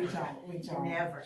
That being said, I think we had a lot of we had a lot of input into what ultimately ended up in the Judicial Diversity Toolkit. It really did start from the ground up, because we were looking at that and saying, this is ridiculous. We need to not just say, well, let's make a few tweaking changes to what was on there, which is like 10 years old. It was really building it up from the ground up, and I think it's going to be useful. The one thing that I wanted to say before handing this over to Judge Brenda was that I do, I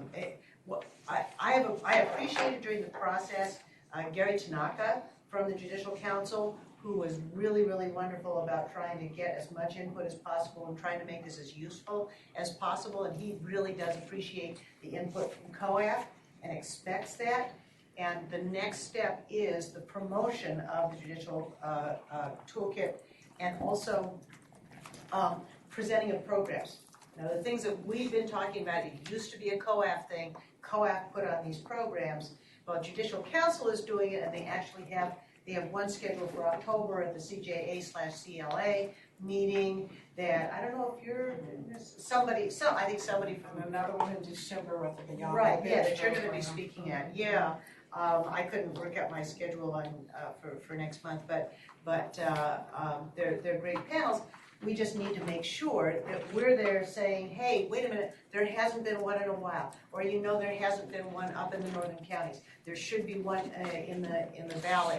There should be one here. We're going to help to organize something so that it doesn't just end up right now. And like I said, Gary's great, but we need to keep on them and to say, all right, fine, Judicial Council, we're going to put on a program.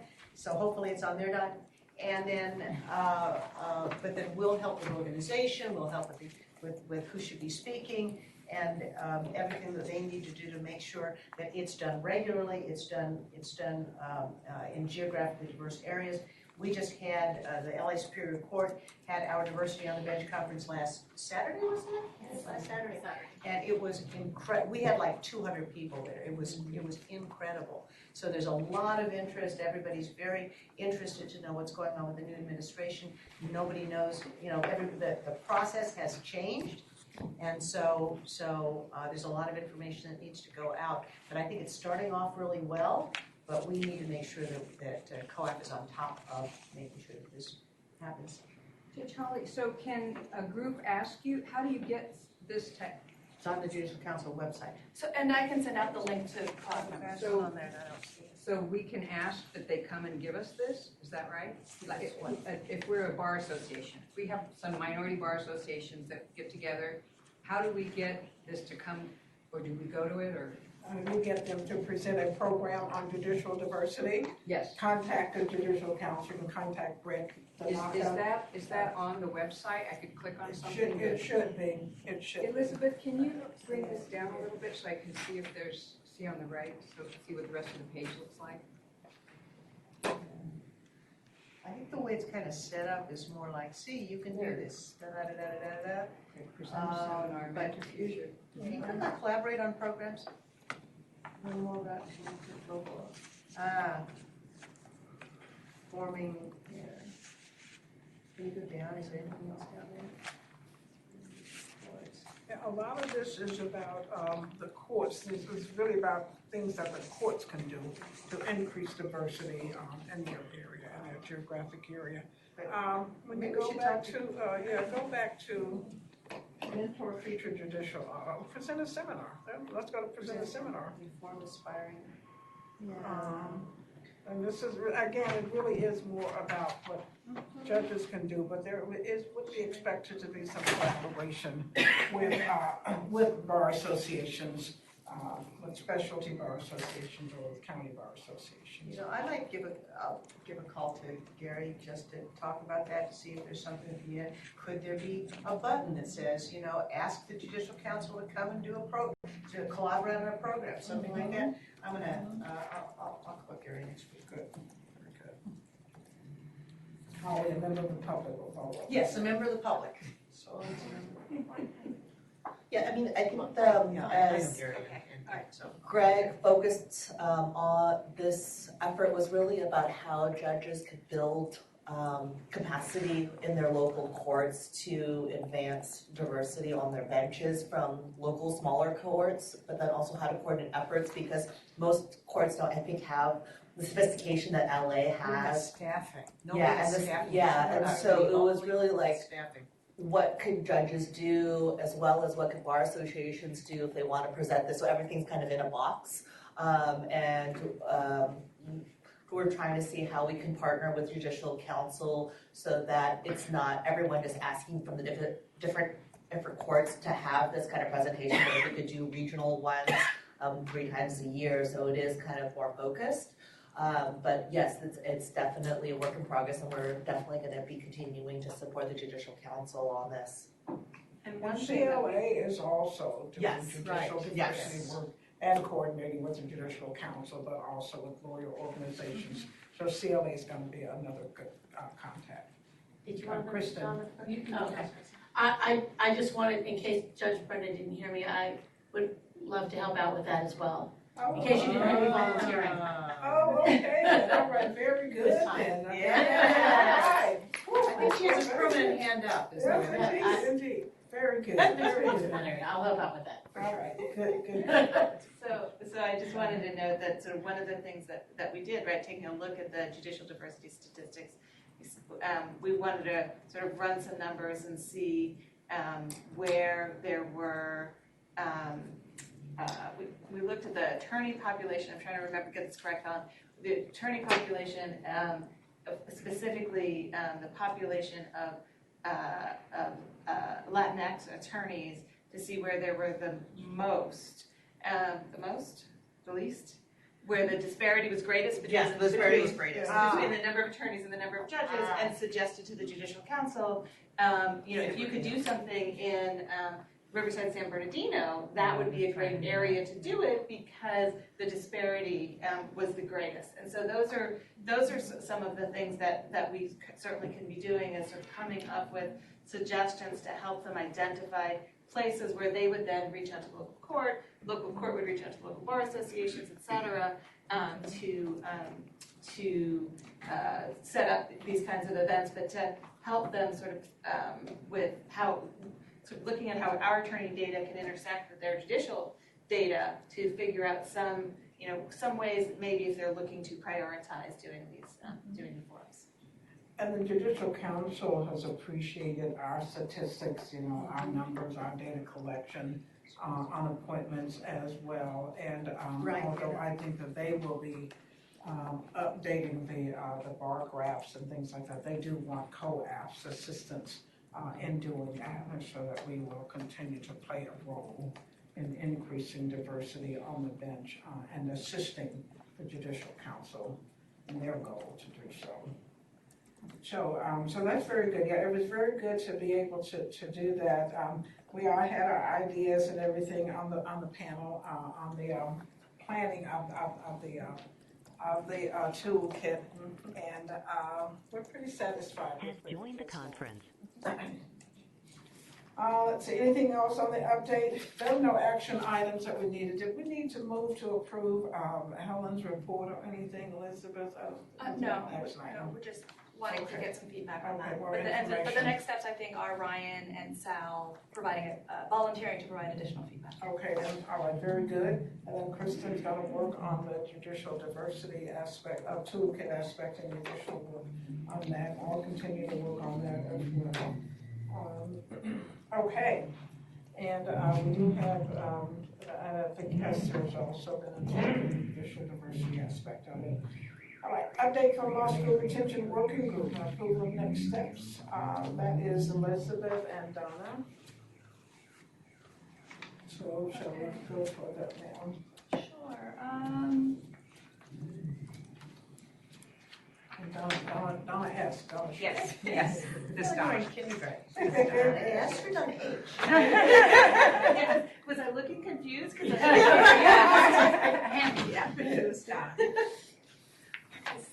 So we just have a short little PowerPoint to walk through the work of the working group this summer.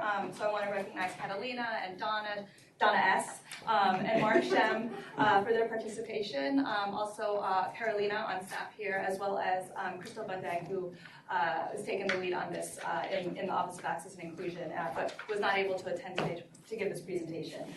And the mission of the working group was to do what now? Thank you. This is my next slide. Oh, okay, go ahead. Oh, okay. To ground Put your us. glasses on. Yeah, that's right. exactly. Okay, cool. I don't have the PowerPoint. Yeah, I'm sorry. So as part of the COAF charge, the law school retention working group was to identify barriers to entry into and retention and advancement of legal profession and propose solutions to address barriers. And the Board of Trustees strategic plan included this specific objective: identify means of supporting existing law school programs to improve retention by the end of this year. So it was a bit of a hefty goal, but I think our working group was able to kind of wade through quite a bit of research and data and come up with some recommendations. So I'm just going to walk us through what we did. So this is kind of our project timeline. In May, COAF members participated in the law school assembly, where we first got to reach out to the law school deans and discuss law school retention and our plans to gather information from them about what their schools do to support diverse students. And then in June and through August, we did survey law schools to gather information about what programming they have. We also worked with Carolina to look at the data from ABA and Cal accredited schools. Specifically for the ABA, we looked at 509 reports, which is mandatory reporting for ABA schools on demographics. And we also had a literature review to look at what kind of nationwide would be best practices to retain diverse law students. Then in August and September, our working group met. We discussed what our findings were. They gave us really valuable feedback. And then we also had a call with the ABA to look at their research and try to conduct a little more follow-up on that. And then today is our COAF meeting, where we're presenting kind of the recommendations and asking for the COAF feedback. And then hopefully recommendations can be made to the Board of Trustees in December. So as I was mentioning, we did do a literature review on academic support programs.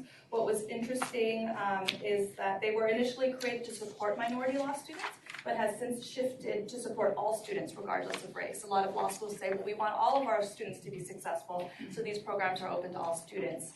The lit review recommendations are that these support programs revert back to actively target students of color and to create programs that are explicitly designed to address stereotype threat and have role models with peer mentors. Another finding that was interesting was that all students of color should be encouraged to participate in these programs, and that they shouldn't be like remedial programs where after the first semester or the first year, they see that you might be close to being academically disqualified, then you participate. That it should be a program that begins early on in the law school career or even before. As I mentioned, we also looked at the 509 required disclosure reports. We did research on financial aid and diversity scholarships and LRAP options for students. We looked at best practices guides about their data gathering, and then we had our own law school survey to the law schools. I'm going to tell you what I tell expert witnesses, LRAP and things, how about telling the jury? Oh, yes. Yes, thank you. LRAP is Loan Repayment Assistance Programs, and so many of those programs are targeted to public interest-minded law students or law graduates. You have to qualify. A lot of the programs require that you make under a certain salary, that you work at a nonprofit. There was also like a national LRAP program that required 10 years of service in a nonprofit or government setting, and that's I think in recent years become a little bit unreliable or uncertain in terms of whether it would be funded. So definitely not like a reliable option.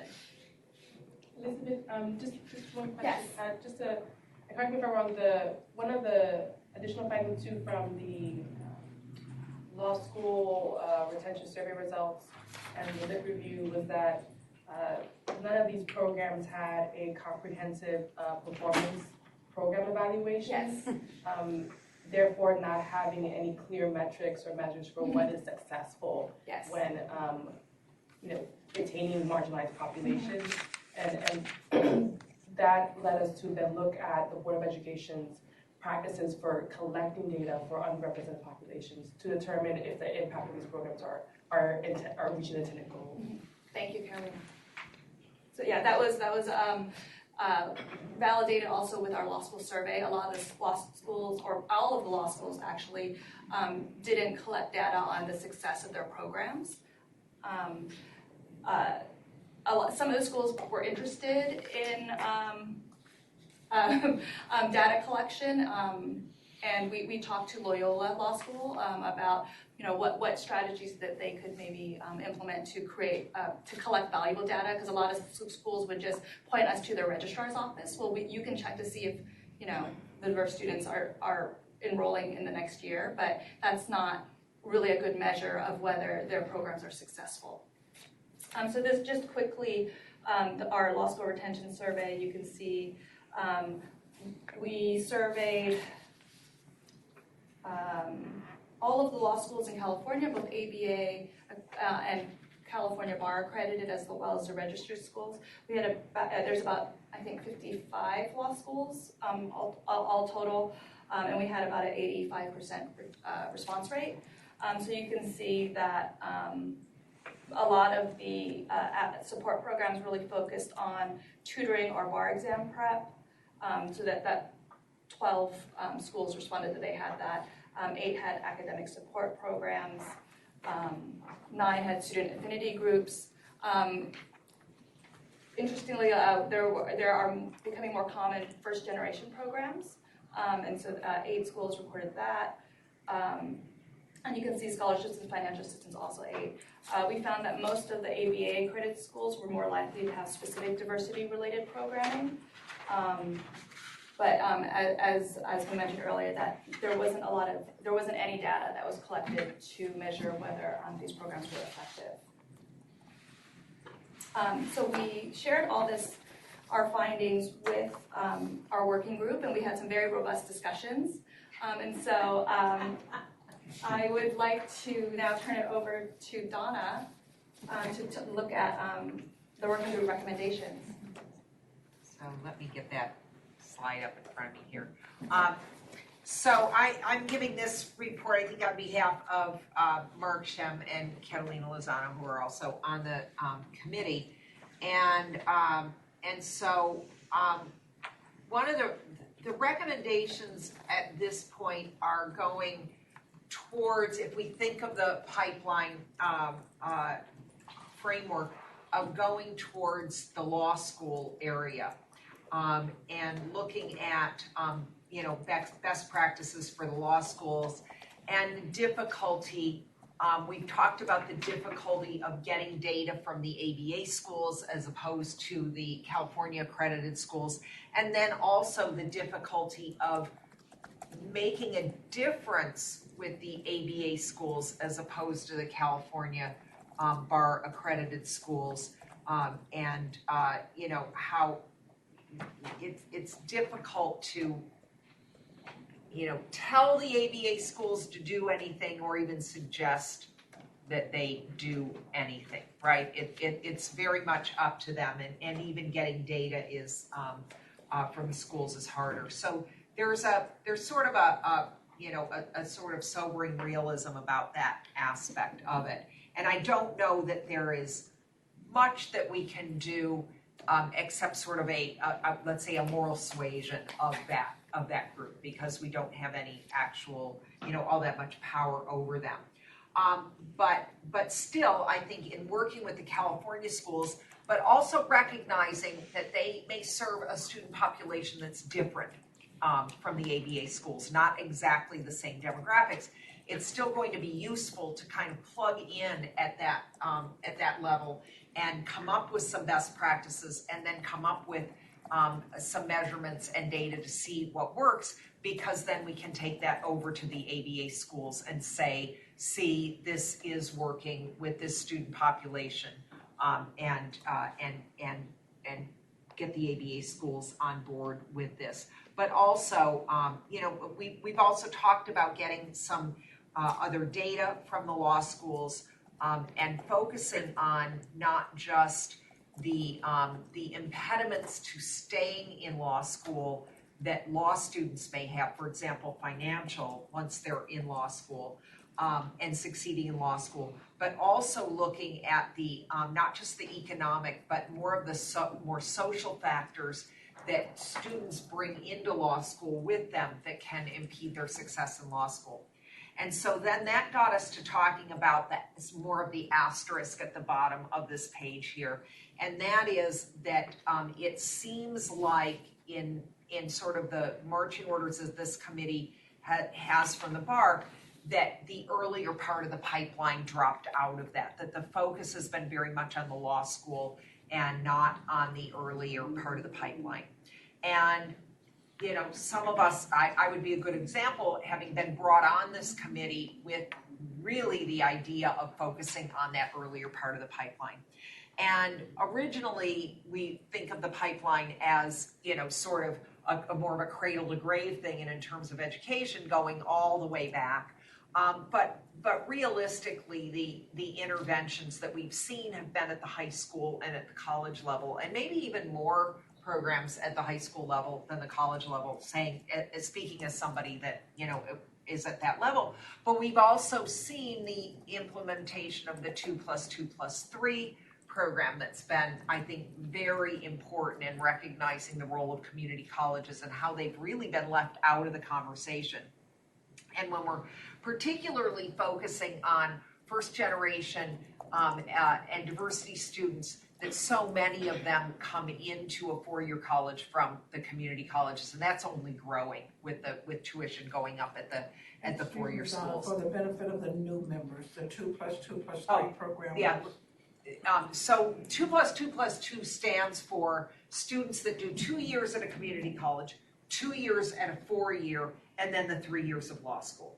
Okay, so I think that there was an assumption in looking at, even including colleges in the pipeline, of thinking about four-year universities and not thinking about community college. So this is an initiative that predated my time coming on this committee, that I think has been a really important recognition of how college students gain their education in California, and a really good look at that.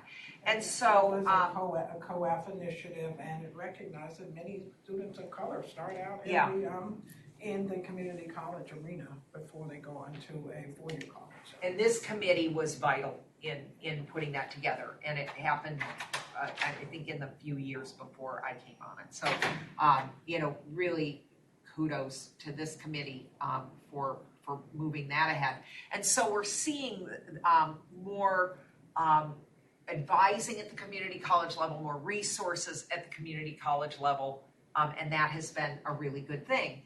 But, and as we've seen groups like Cal Law come into existence and take on the role of the pipeline earlier to law school, that's all well and good. But Mark and I in particular have had a real concern about making sure that the pipeline of high school and college, if you want to call it early education, I think that's kind of what we're calling it now, stays on the radar screen and stays on the mission for COAF, doesn't get lost in our focus on law schools, because at its base, here's the thing, that if we're focusing on roadblocks to succeeding in law school, that many of those roadblocks, social, educational, predate the law school. And if you're coming into law school, sort of underprepared, then that is putting a lot of burden on the law school to retain those students and to do what needs to be done.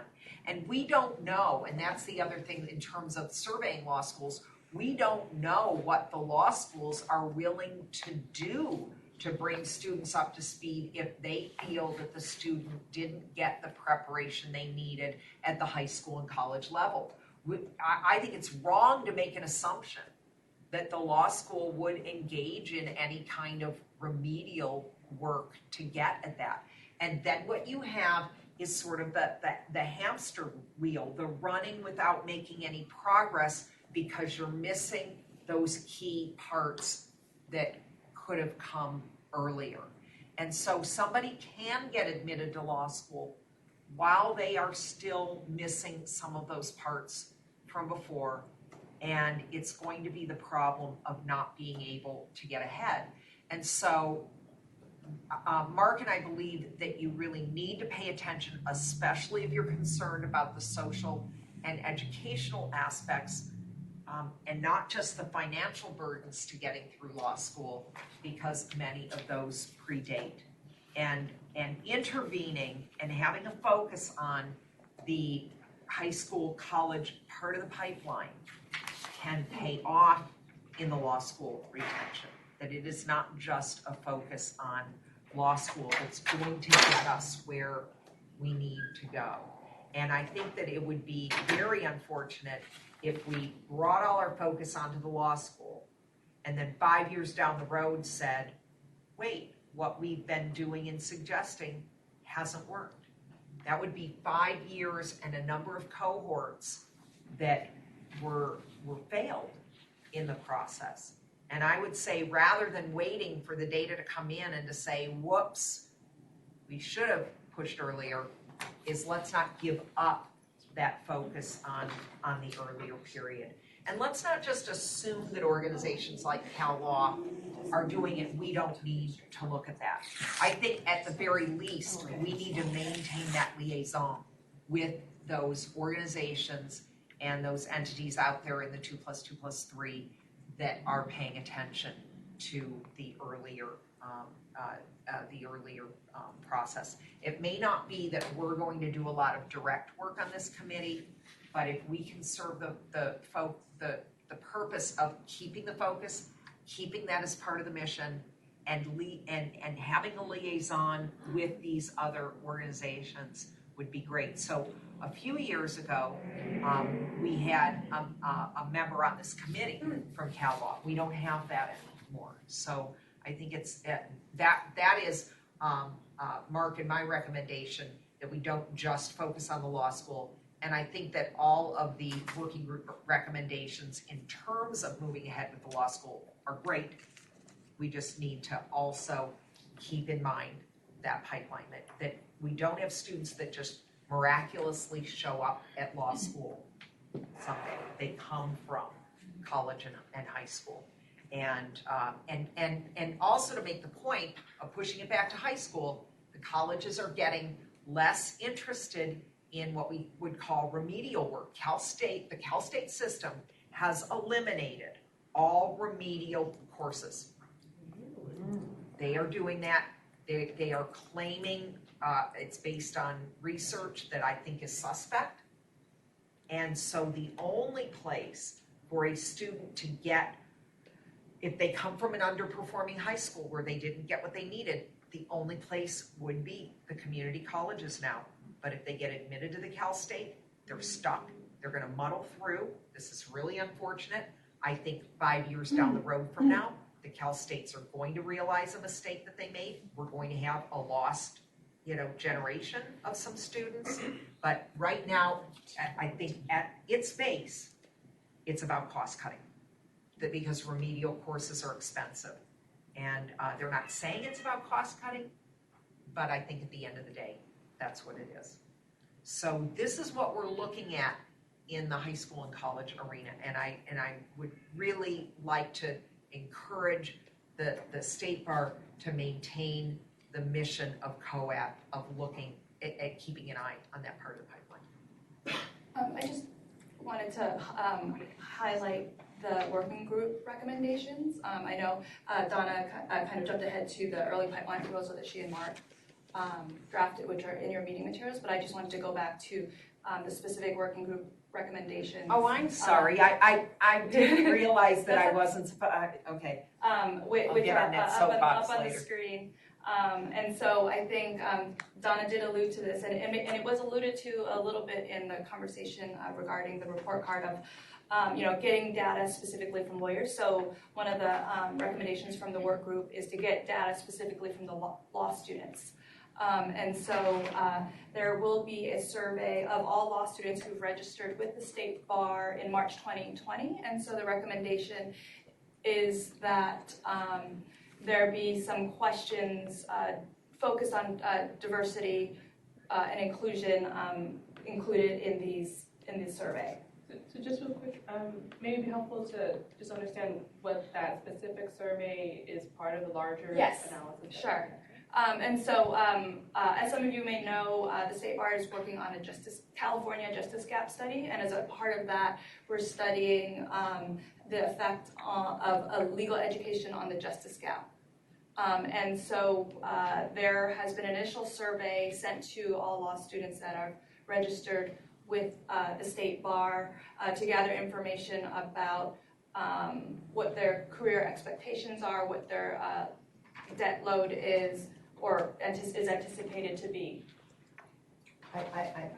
As the other judge here, can I say the clarification?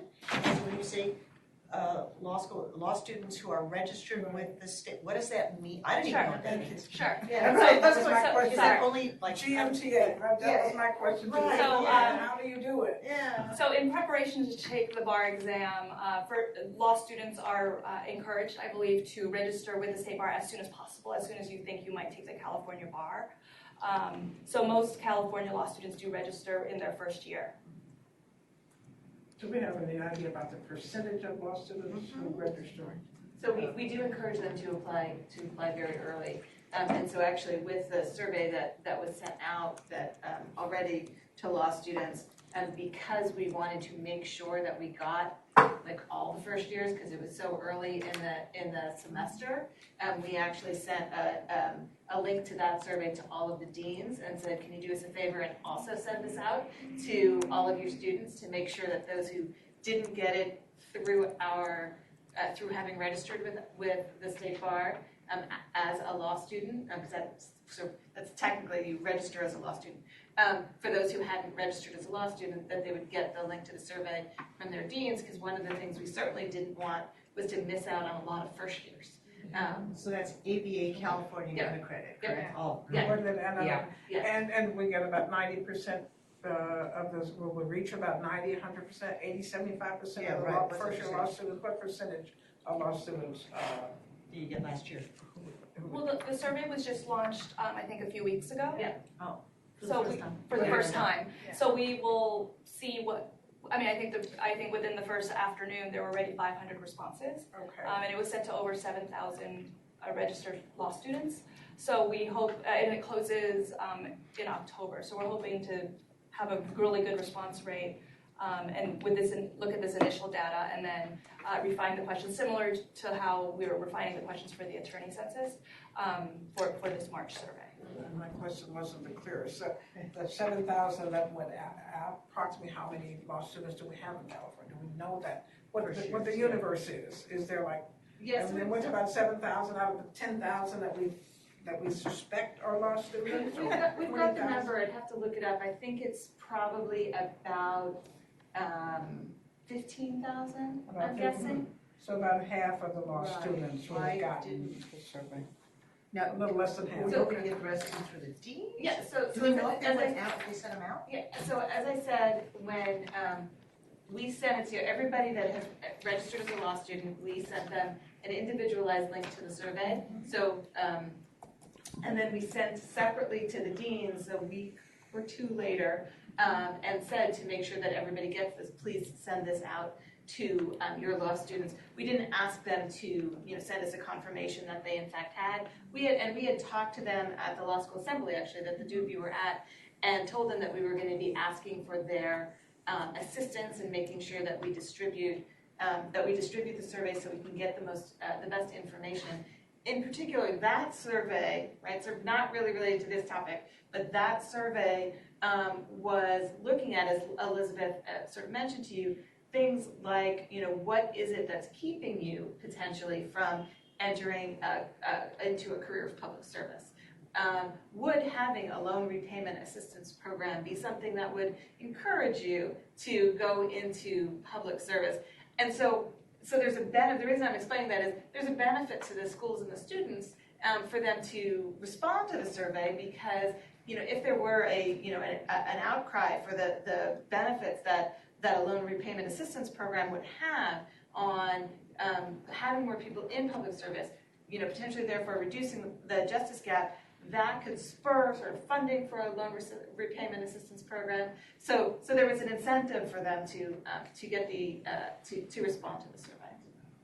Does that get followed up with, because first years, especially in the first semester, have no idea what they're doing.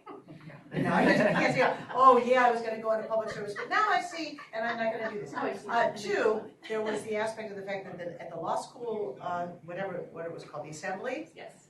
It was massively California accredited and unaccredited schools. There were very, very few ABA accredited schools there, which misses out on a huge population.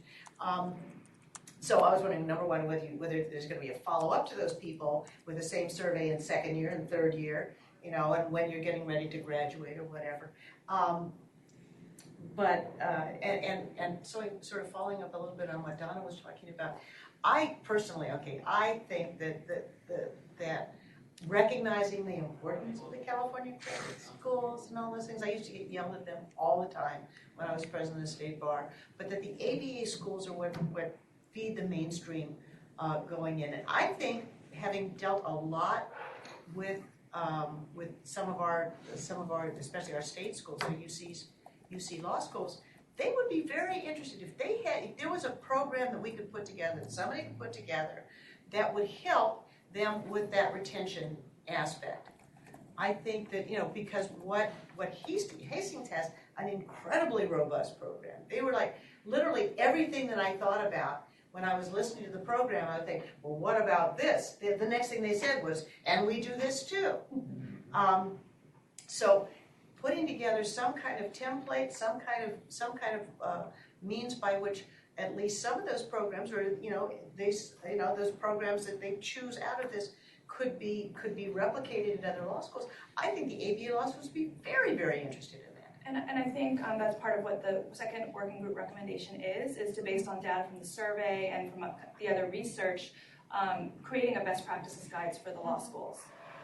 Yeah, and let me jump in here from the May meeting and then talking over the summer.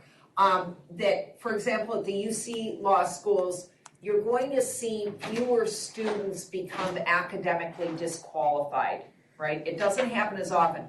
Now, those are the students, if that happens, that the law school is will have more contact with, because the law school is deciding that they're not going to be retained. But when you get an attrition for another reason, the law school often doesn't have interaction with that student because they just go away. They don't register for the second year. And so I think that what we want to do is encourage the law schools that see that lack of retention happen in that way to be reaching out to those students to find out why they didn't come back. It would be better if the outreach is why they are not planning to come back, to see if there's a way to intervene. It's always easier to keep somebody in than to fish them back in after they've left. And I don't know that we have a sense from those law schools that don't have many students being academically disqualified but still have students leaking out of what they are doing to keep that from happening. And those may be the more likely the financial, the students that are leaving for financial reasons. It could also be for social reasons, right? They're not feeling like they're fitting in. And I think that we need to encourage, though, when we're talking about retention, we're not just talking about keeping students in that might otherwise be academically disqualified. We need to look at other situations, but we also need to push the law schools to be willing to reach out to those students, preferably before they leave, but even after, to find out what is going on. And so I think that is very important. I totally agree with that. I think that sort of getting back to the discussion with Dr. Reeves yesterday, right? That's the climate issue, right? It's not just the academic disqualification. It's I don't feel like I fit in here. That right, and that is absolutely one of the things that we want to figure out, and that's exactly what sort of these recommendations should be sort of going to, as Elizabeth was pointing to number 2, right? Sort of creating the best practice guide, and something like you just said, it would seem to be a completely logical thing that we would want to really sort of put front and center in that guide, because you can't create programs to address retention if you don't understand what your retention problem is, right? So that's number 1. Right? Yeah. Understand what the problem is, and it's not necessarily the academic disqualification. That may certainly be part of it, but it's those other factors. Again, Helen and then Sal. Thank you. So 2 points. One, to answer Judge Holly's question, yes, the survey is going to be going out every year, and so that way we can track. So like when they're second year, when they're third year, that's going to go in as well as to the new first year. Correct. Great. Because we have now their law school email, and so it'll then track them. Part of this is because data shows that 30% of people who go to law school want to do service, but we see that change once they're in law school. If they leave, if they drop out, do they keep their law school email addresses, and can we contact them and find out why they did it? I don't think so. I'm sure the law. Yeah, I don't know, because like, I swear, I know all these people who 25 years later still use their law school email addresses. So let me explain a little bit about how that may work. If you are an alum, you can hang on to that address via the alum association or the alumni. And some universities make you have your email address now berkeleylaw.edu or whatever, or berkeley.edu. But universities, their IT departments are kind of slow, and so they don't often cut people off from an email address right away just because they don't have the capacity to do that. So in the immediate aftermath, that email address would probably continue to work for upwards of a year, maybe less, but yeah, it will stay in play for a while. And I think at most schools. Now, smaller standalone law schools, that may not be the case. But at the big universities, they just don't have the capacity to turn them off as quickly as they might like to. Okay, we'll hear from Sal, and then we need action on the recommendations. Yeah, and I think Carolina also. Okay, Sal first. Well, I'll defer to Carolina. Yeah, sure.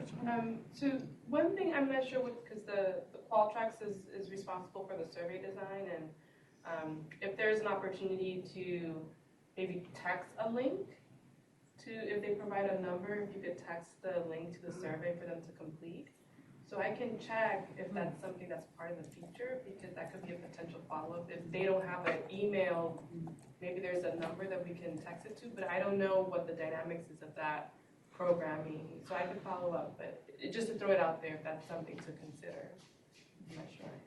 Okay. We'll go to Sal, and then we're probably going to need to break for lunch. We have a guest coming in at 1 o'clock.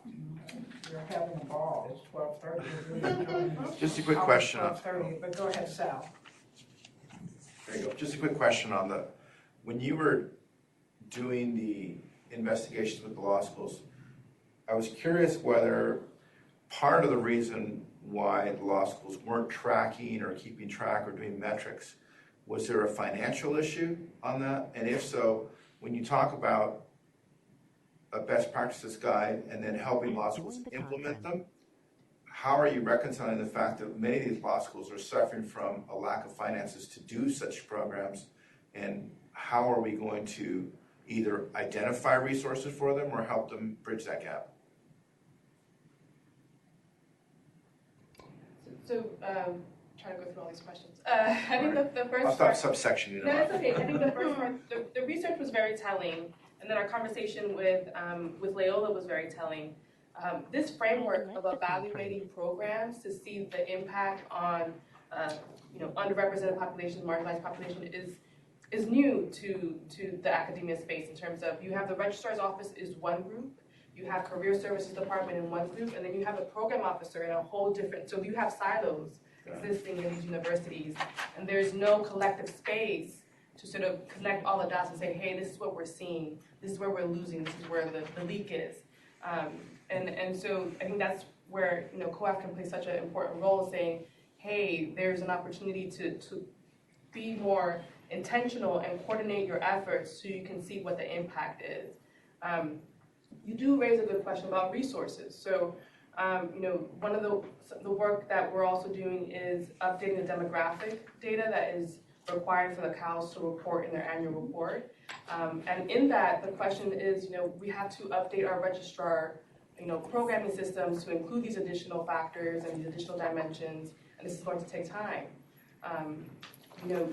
But one thing, hearing Dr. Reeves speak yesterday, if this is a commitment, if it's something that is truly important to the organization, they will invest the resources and try to understand what is the input that can impact the output.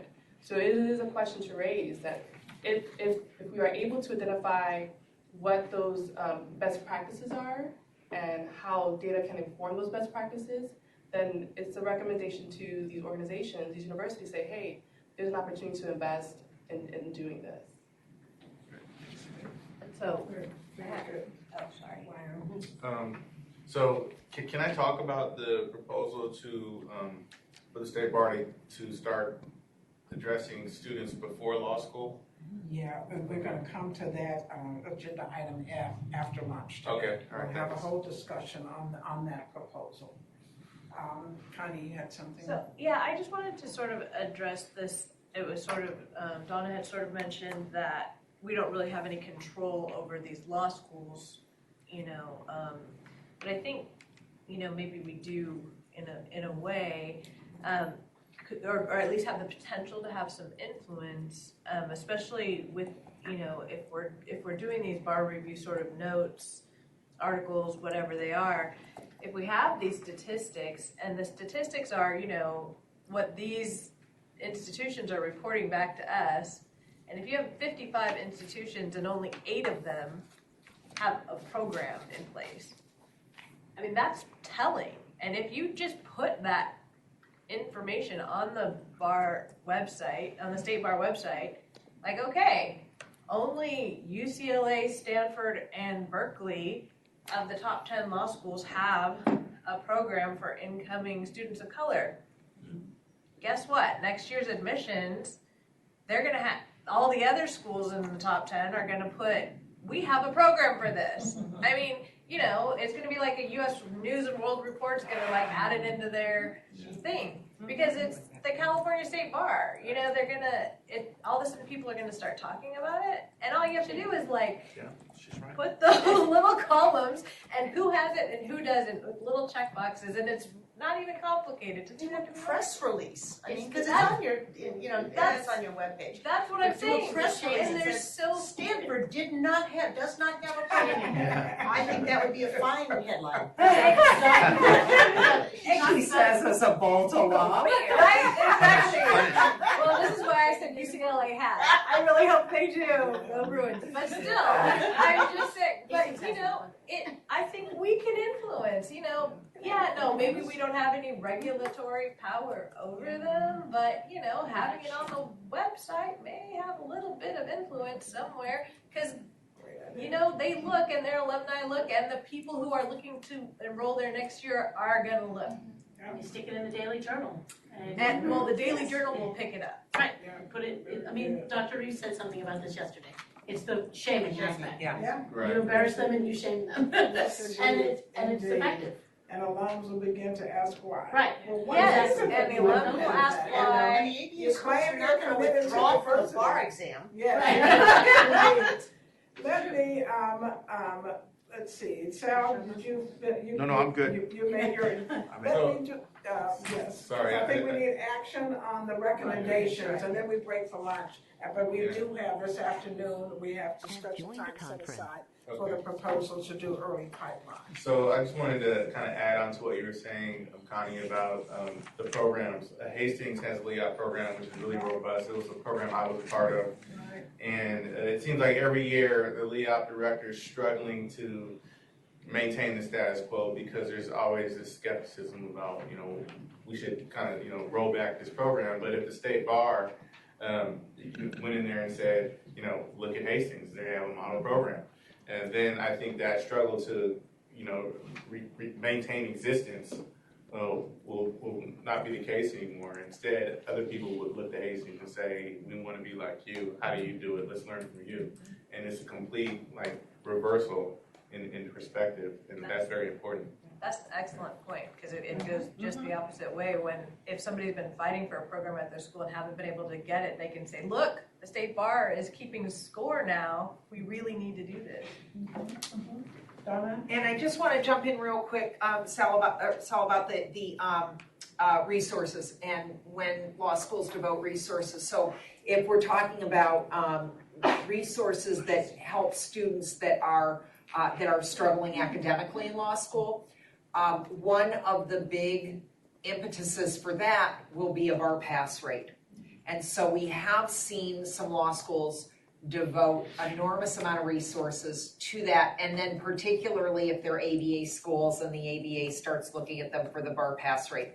So we do see the schools, and for years being willing to put in place Golden Gate would be a good example of that. So on that side, those are sort of pressure points, but that gets at the academic side of whether people stay or not. And I think that the other suggestions of where the pressure points might be are good ones. Excellent. We need action on adopting the recommendation of the work group, Elizabeth, an action item. Unless there's feedback that COAF wants the working group to do something else, gather more information or anything like that. So can I ask one question? Sure. I was looking at the COAF proposal for early education, which is great. I did think that there were actually some words missing from it, and so I had to sort of edit. Yeah. So I just. Okay, very good. And so what we'll do, we have that in our materials there. And so let us do this again. We're gonna get to that part of it this afternoon. That's the last item on the agenda, to a discussion of the early pipeline proposal. So we're gonna get to that, and we can wordsmith it and discuss it further. But let me take is there anything additional? We have 2 recommendations from the working group. Anything, and the asterisk part of it, we know is a separate recommendation for right now. But with respect to the 2 recommendations that are there on the screen, first, are there any additional recommendations that you think, or anything that you think the working group should go back to before we vote on these proposed recommendations? And is there a third recommendation? Is there anything additional? Well, yes, I think that the group should look into publishing what they found in their survey. I mean, through the state bar somehow, whether that's publishing it themselves or issuing a press release or figuring out what the proper medium for that is, just calling it something like, which schools are supporting their students of color, whatever would be appropriate. Okay, so as an additional, that could be a COAF recommendation that we publish the data. But with respect to number 1, to identify the place in the pipeline that's challenging for diverse law students, COAF will work with staff to design specific and concise questions to be incorporated in the State Bar survey. That is a recommendation. We can take them one at a time, then perhaps I'll take a motion to, or does that recommendation need to be modified? Or is your suggestion that they publish that? Right now the recommendation is to work with staff to design the questions. So. We might be able to, do you want to modify number 2? It starts out based on data from the survey, COAP will, or is it the state bar will publicize and create a best practices guide, or do you want a third recommendation of the data being published? Let's take the first one first. Okay, I'll take a motion to adopt that recommendation. So moved. All right, that was Sal. Second. Second from Donna. All right, moved and seconded that recommendation be adopted. Any further discussion? Do we need a roll call? Donna can't second. Oh, because I'm on the committee? Okay. Second. Yeah, that's Donna right. asks, okay. Oh, Donna can't second. Ryan. Because I'm on. vote, because she's still on. Because I'm on. Oh, I'm sorry. Wait. No, No, Donna is on. I'm Yeah, sorry. Donna's still on. I'm sorry. I withdraw my second. You're on. Okay, so seconded by Donna then. Any further discussion? Call the question. Well, I have a question. Yes. For the wording, is it in order to identify the place in the pipeline that is yes. challenging? And I put in the word in, so we'll correct that omission. That will be the final, okay? Then roll call vote, Elizabeth, for all in favor? The roll call vote. Okay, Judge Brenda. Aye. Heather Anderson. Aye. Connie Broussard. Aye. Ryan Harrison. Aye. Genevieve Jones-Wright. Aye. Esther Kim. Aye. Emily Quinlan. Kristen Rosie. Aye. Donna Schuler. Aye. Sal Torres. Aye. Motion passes. All right, ayes have, the motion carries. And with respect to working group recommendation number 1. The second recommendation, which is based on the data from the survey, COAF will create a best practices guide for the law schools. COAF will also discuss strategies to engage the law schools in developing and implementing the guide. So we want to modify that, add some additional language to that, recommendations on additional language or some additions to that recommendation. So Connie, moved. did you want to add something to it? Was your recommendation? Mine was like a third recommendation, yeah. based on, This is it wasn't separate. the terminology was probably wrong. I was talking about the others, the sort of survey they did with the law schools when they called and asked them what their programs were, not this survey that they're doing with the students. Okay, all right. With respect then to the second recommendation, any additions or changes? We're ready for the question. I'll entertain a motion to adopt that second recommendation as it stands. So moved. Second. All right. And who did the movement and the second? I moved. Connie moved. I seconded. Sal seconded. All right. Any further discussion? It's been moved and seconded. All right, no further discussion. All in favor? We'll do a roll call vote. Elizabeth? Or you can substitute the role if everyone's voting the same way they did before. Okay, anybody not voting the way they did on the first recommendation? If not, we'll substitute the role. Motion carries. Both of the recommendations from the working group are now adopted. Is there additional, are there any additional recommendations that the working group needs to consider for action now, or are there things that we can refer back to the working group for further discussion? And by the way, Donna does continue on, so she will stay on the working group. Mark Shem has also been very involved in this, will not be able to continue, so we will be looking for some other people to work with Donna on these issues. I think we have a hand raised. We already got a hand. Sal's definitely on. All right, very good. But okay, so Connie, you want to talk about your third recommendation, or I really want us to get. Can we pick this up when we get to agenda item F? Maybe, or pick it up after lunch. We do have somebody coming in at 1 o'clock. Sure, let's. Lisa Cummins from the Office of Admissions. She's scheduled to address us at 1 o'clock. So what we'll do then is plan to take our lunch. We have about 20 minutes to eat. Then we'll come back, we'll hear from Lisa Cummins, and then we'll go back to this discussion about some additional recommendations. How about that? Okay, great. Then let's recess for lunch. And lunch is in the back. And we'll come back about, lunch is in the back, but we'll come back at 1 p.m. Yeah, we'll reconvene at 1 p.m. Yes, here's the box. Oh, thank you. Yeah.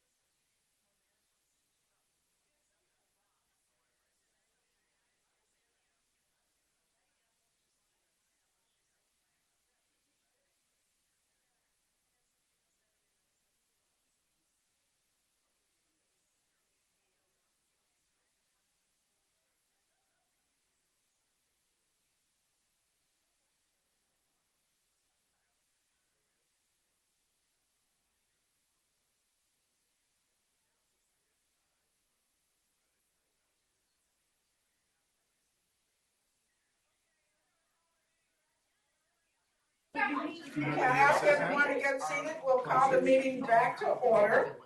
That's great.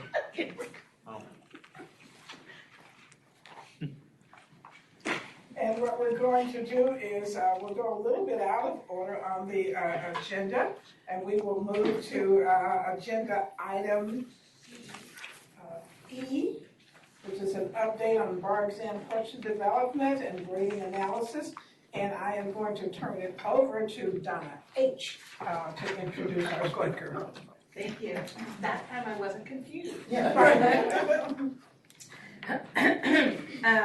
So I want to sort of give us a little context for the discussion today, and then I will introduce our guest right here next to me. So as a reminder, on the COAF work plan, we have an item that's intended to implement Goal 4, Objective I of our strategic plan. So that particular objective of the strategic plan was to identify ways that diversity and inclusion principles can be institutionalized. Ryan, maybe we'll call that inclusion and diversity principles, can be institutionalized in bar exam development and grading analyses, and go ahead and implement those practices. So, from that objective, we developed pieces of that for the work plan. One was for COAF to recommend and to develop and recommend a state bar rule to codify inclusion and diversity principles in bar exam development.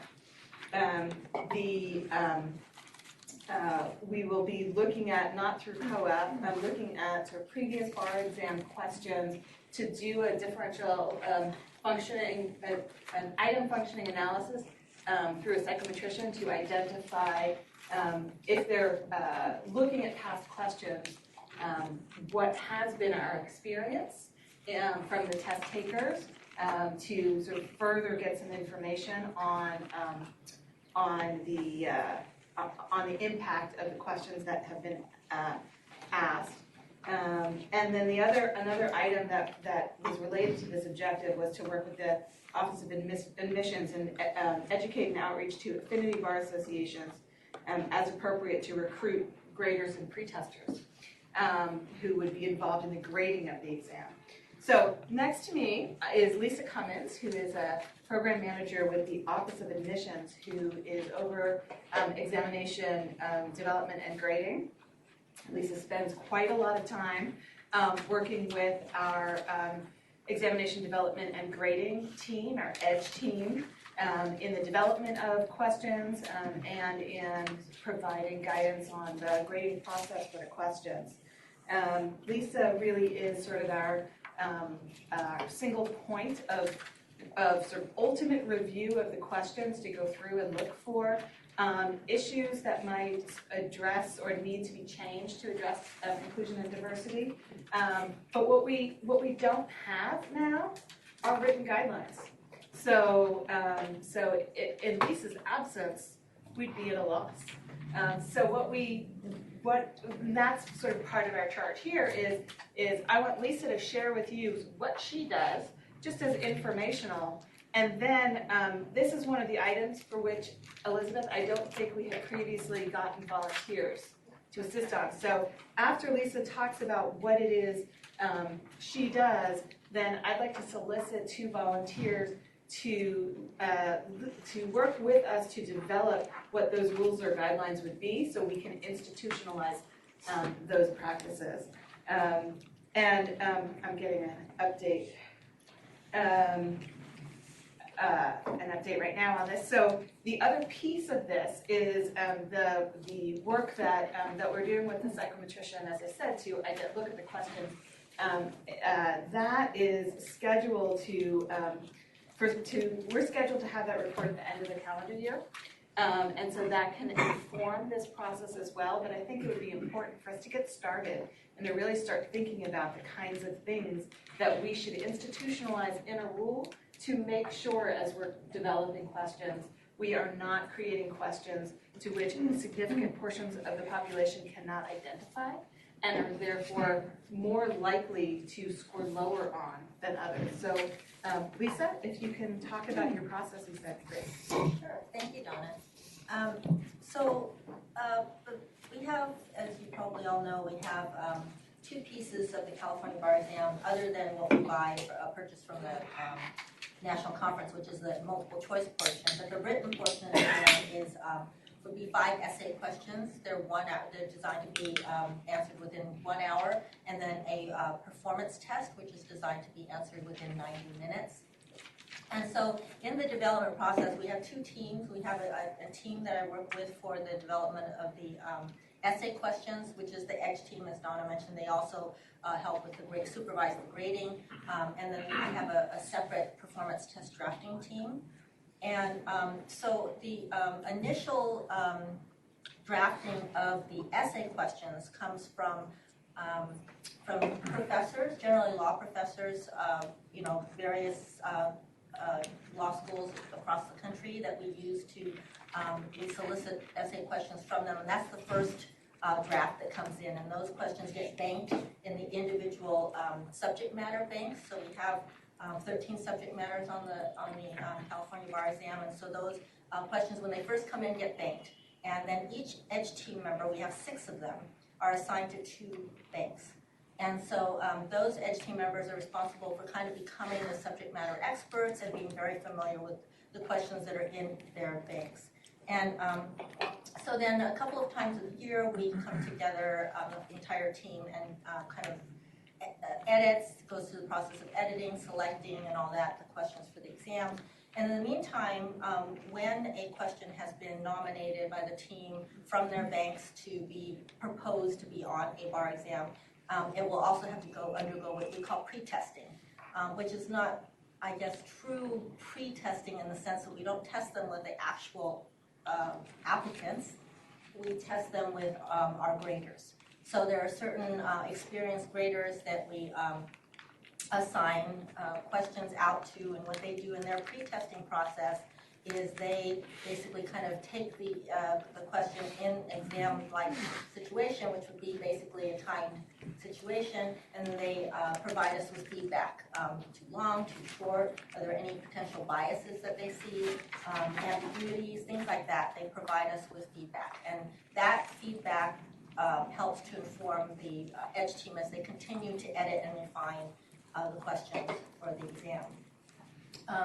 For the performance tests, sort of similar, we also go through a pre-testing process. However, we have a team that comes to the State Bar twice a year to draft and edit performance tests, and they also get banked. And by banking, I mean that they are potentially available for use on a future bar exam. It doesn't necessarily mean that as soon as it's drafted, it gets administered. And so the performance tests are pre-tested by the graders, again, coming into, how they come into the State Bar office rather than do the test at their own homes. And they come in, and a group of 6 to 8 pre-testers, and they come and they take it again under exam conditions. And then after they finish taking the performance test, they debrief. We do a debrief, And that debrief is led by an EDGE team member. And so again, as part of that debrief, same kind of issues that we want them to look for: too long, too short, confusing. Is the library sufficient? Are the facts sufficient? Are there any biases potentially that you see? And so, that's part of the feedback that we get. What I do in terms of being the final set of eyes, as Donna mentioned, is that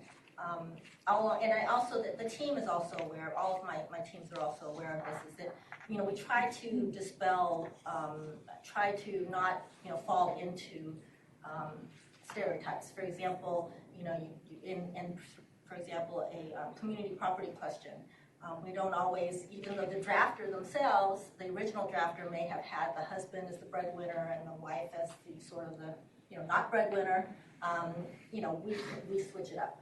And those kinds of things, a criminal law, criminal procedure question, we don't always have if there's a police officer in the fact scenario, we don't always have that police officer as a male, for example. So things like that we're always looking for to try to, make it such that the question is more inclusive and not fall into stereotypes. I have the most opportunity to do things with regard to the performance tests because they're longer, they have heavier fact situations. They have, we try to, in the file, which is basically the facts, the applicants can be given things like memos from a law firm with instructions on what the task is, and the law firm, for example, could have 3 or 4 names in it, and even the original drafter may have had all sort of white bread sounding names. I will go in and I can change those names to other more ethnic, Hispanic names, Asian names, Persian names, whatever. So I do that as part of what I do in my final review. Always keeping an eye on and being aware of and sensitive to any things that might potentially be having bias attached to it. Yes. Hi, I just had a question about not well-known vocabulary words. Do you make sure that the words are easy to understand for folks that might not have a more developed vocabulary?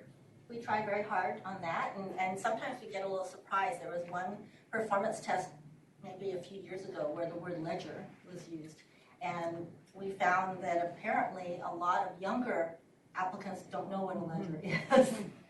So things like that we don't necessarily.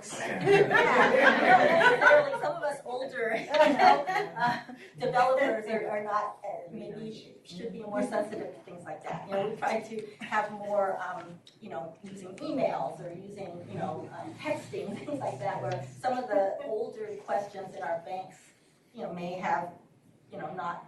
They need to be letters. Yeah, right. Telex. Postage stamp. Postage stamp. Morse code, yeah. Ditto masters. Searching for it. All right, very good. Any other? What about the selection of, so the pre-testers, right, as I heard you say, come from the pool of graders. Correct.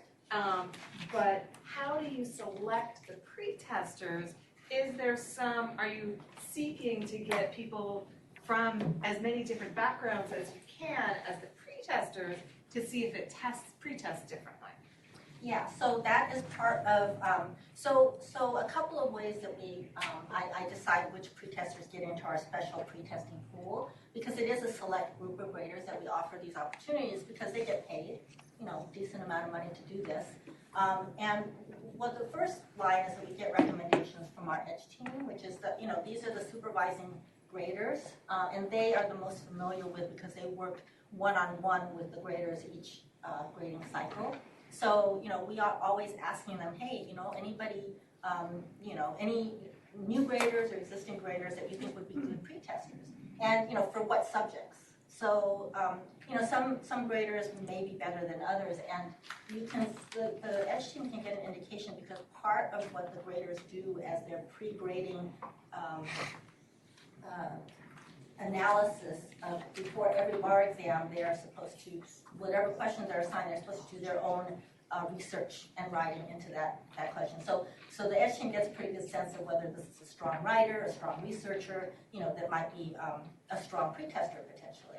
And so that's one aspect. And also, I'm constantly looking for and asking about graders who are, of color, and asking the edge team for feedback on, is this person good? Would this person be a good potential pretester? And also for other special projects, there's pretesting. There's also we offer some selected graders the opportunity to grade for the first year law students exam, our baby bar, and then from there, that's an opportunity for me and the edge team to be able to kind of watch these people and to see whether or not they might be good potential edge team members, potential pretesters, and to be able to give them these special opportunities.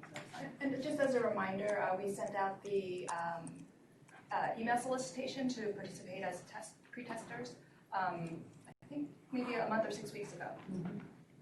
And I also You sent out what, I'm sorry? An email with the solicitation to participate in the testing to co-op members. We sent it out so that you can share with your networks. Okay, all right. Hi, I'm Catalina. Do you have statistics that you can share with us on total number of graders, total number of pretesters, edge people, and any breakdown that you might have as to their diversity? I don't have any right now. I think we can certainly. So can you give us an idea how many graders you have total? Yeah, we have a pool of about 110 graders. We don't use them always on every exam, but it's about 110. Is there much turnover? The reason I'm asking you is I got that email and I sent it to a bunch of my former students. They're all Latinos, and a couple of them applied and wrote back and said they didn't get accepted. So I'm just curious. Yeah, was it this round? Uh-huh. Yeah, so this round we had sufficient, if they're new, they would be what we call apprentice graders if they got accepted. And so I think this particular round we had a sufficient number of experienced graders and then what we call backup graders, which would be graders that are also maybe have graded or at least had experience in the grading cycle a couple of times. But it varies from exam to exam. Oftentimes we do have apprentice graders, but the number that we accept varies depending on what our needs. And this particular round, also I asked Christina Dole, who oversees the grading, to specifically I don't say target, but send out invitations to apply to be graders to a lot of the specialty bars this time. Get a great response, but we'll have to maybe, if anybody has suggestions in terms of how we might be able to target certain groups and get them interested in becoming graders, because we do have, we rely on a grading pool that we have some very experienced graders, but we also like to obviously have new graders because we need to train and all that. Some of our more experienced graders have been grading for 20 years or more. And so with each grading group, we like to have, some experience, some reading experience, some, apprentice graders. So always looking for good graders and always looking for diversity in our graders. Okay, okay. Let me just follow up quickly on Carolina's question. Will you be able to get COAF the matrix, the breakdown of how many graders there are and the diversity of them? From all I can try to provide that. Can you give us that? Yeah, we'll whatever we have, we'll give you. Okay, all right, very good then. And let me go to Adinka and then to Holly. I wanted to ask a little bit about the July exam that just passed. Adinka, are you using your mic? I don't have one. Okay, we'll share one. Ryan will share his. Move it around the lunch plate. So I wanted to ask about the July 2019 bar exam. I did see the article or the notice that was released about the issue with the questions getting out early, and then I also saw your official statement from the state bar. I haven't heard anything since. I'd love to get an update on where things are, at least what the public can do.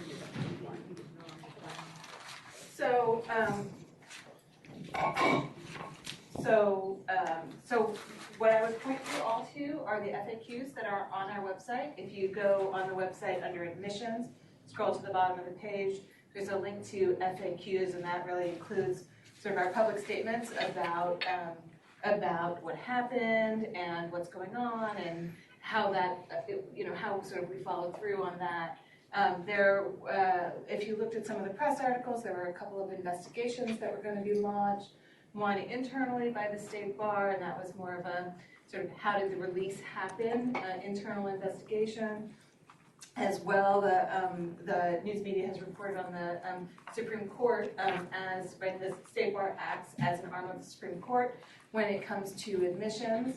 And so the Supreme Court obviously wanted to have some information as well on what happened. And really, I think all of these investigations are more about and how do we prevent that from happening again.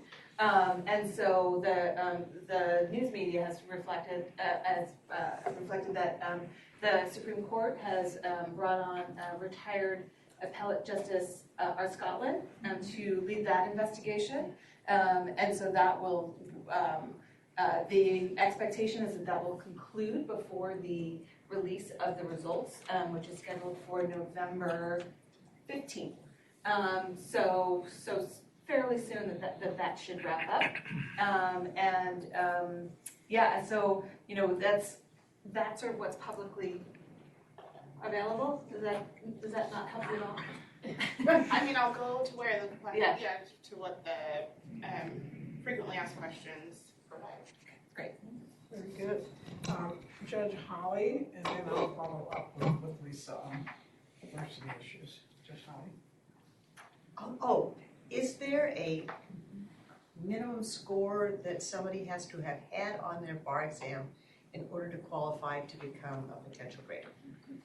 No, there is no minimum score. The only the main requirement we have is that the person had passed the bar exam in the first 2 attempts. In the first 2 attempts. As we used to hear that you had to have reached a Yeah, certain right. score, If you and that you would, then you get invited into this elite club of being No, that's not true. We don't even ask Some of us took it was 3 days. what their scores are. That's not even part of our application. Okay. Oh, interesting. And one of the other things, I took the bar in 1979. So 78. yeah, so it was a long time ago. But there used to be concern from mostly people of color, but also women as well, that there was not a lot of diversity among the bar graders, and that was impacting the number of people who were determined to have passed the bar. And which is hence our question, my question, and others about what kind of diversity there is now that we might need to take a look into. So I think we'd be happy to get whatever information there is on what the diversity is of those people who are grading the bar exams. Okay. Yeah, one of the things we absolutely will want COAF's assistance with throughout the process, and Lisa can, or Christina, whoever sort of does it, whenever you're doing solicitations for graders, one, like if COAF could take an early look at the solicitation and how it's written, because Kristen likes to really beef up things like that. Anybody besides Kristen, because Kristen's going to do it. We can take a look at it and see if there are sort of ways that maybe it can sort of be written to attract people of diverse backgrounds, and then you would distribute it the way you always distributed it, but COAF would take some responsibility in distributing it through your contacts and our contacts, so we can ensure that the information gets out to more people, so we've got a greater likelihood of getting applications from the most diverse group of people we can. And the pay is, there is also a stipend involved for the graders?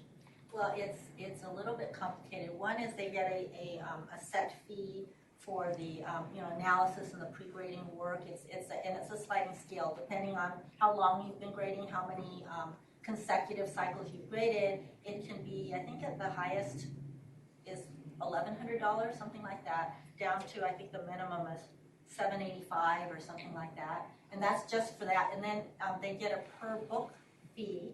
So every book that they answer, that they grade, it's, I think, $3.25 for essay questions and $3.75 for PTs. And the grader will grade approximately how many books? Well, Can grade approximately how many books? Yeah, it depends on how many applicants we have, but Are we talking hundreds, or are we talking about hundreds. 15? We're talking about hundreds of books that the grader book can grade. Well, certainly for the July exam. Mm-hmm. The February exam, probably hundreds, yeah. Okay, all right, great. Alinka? So is there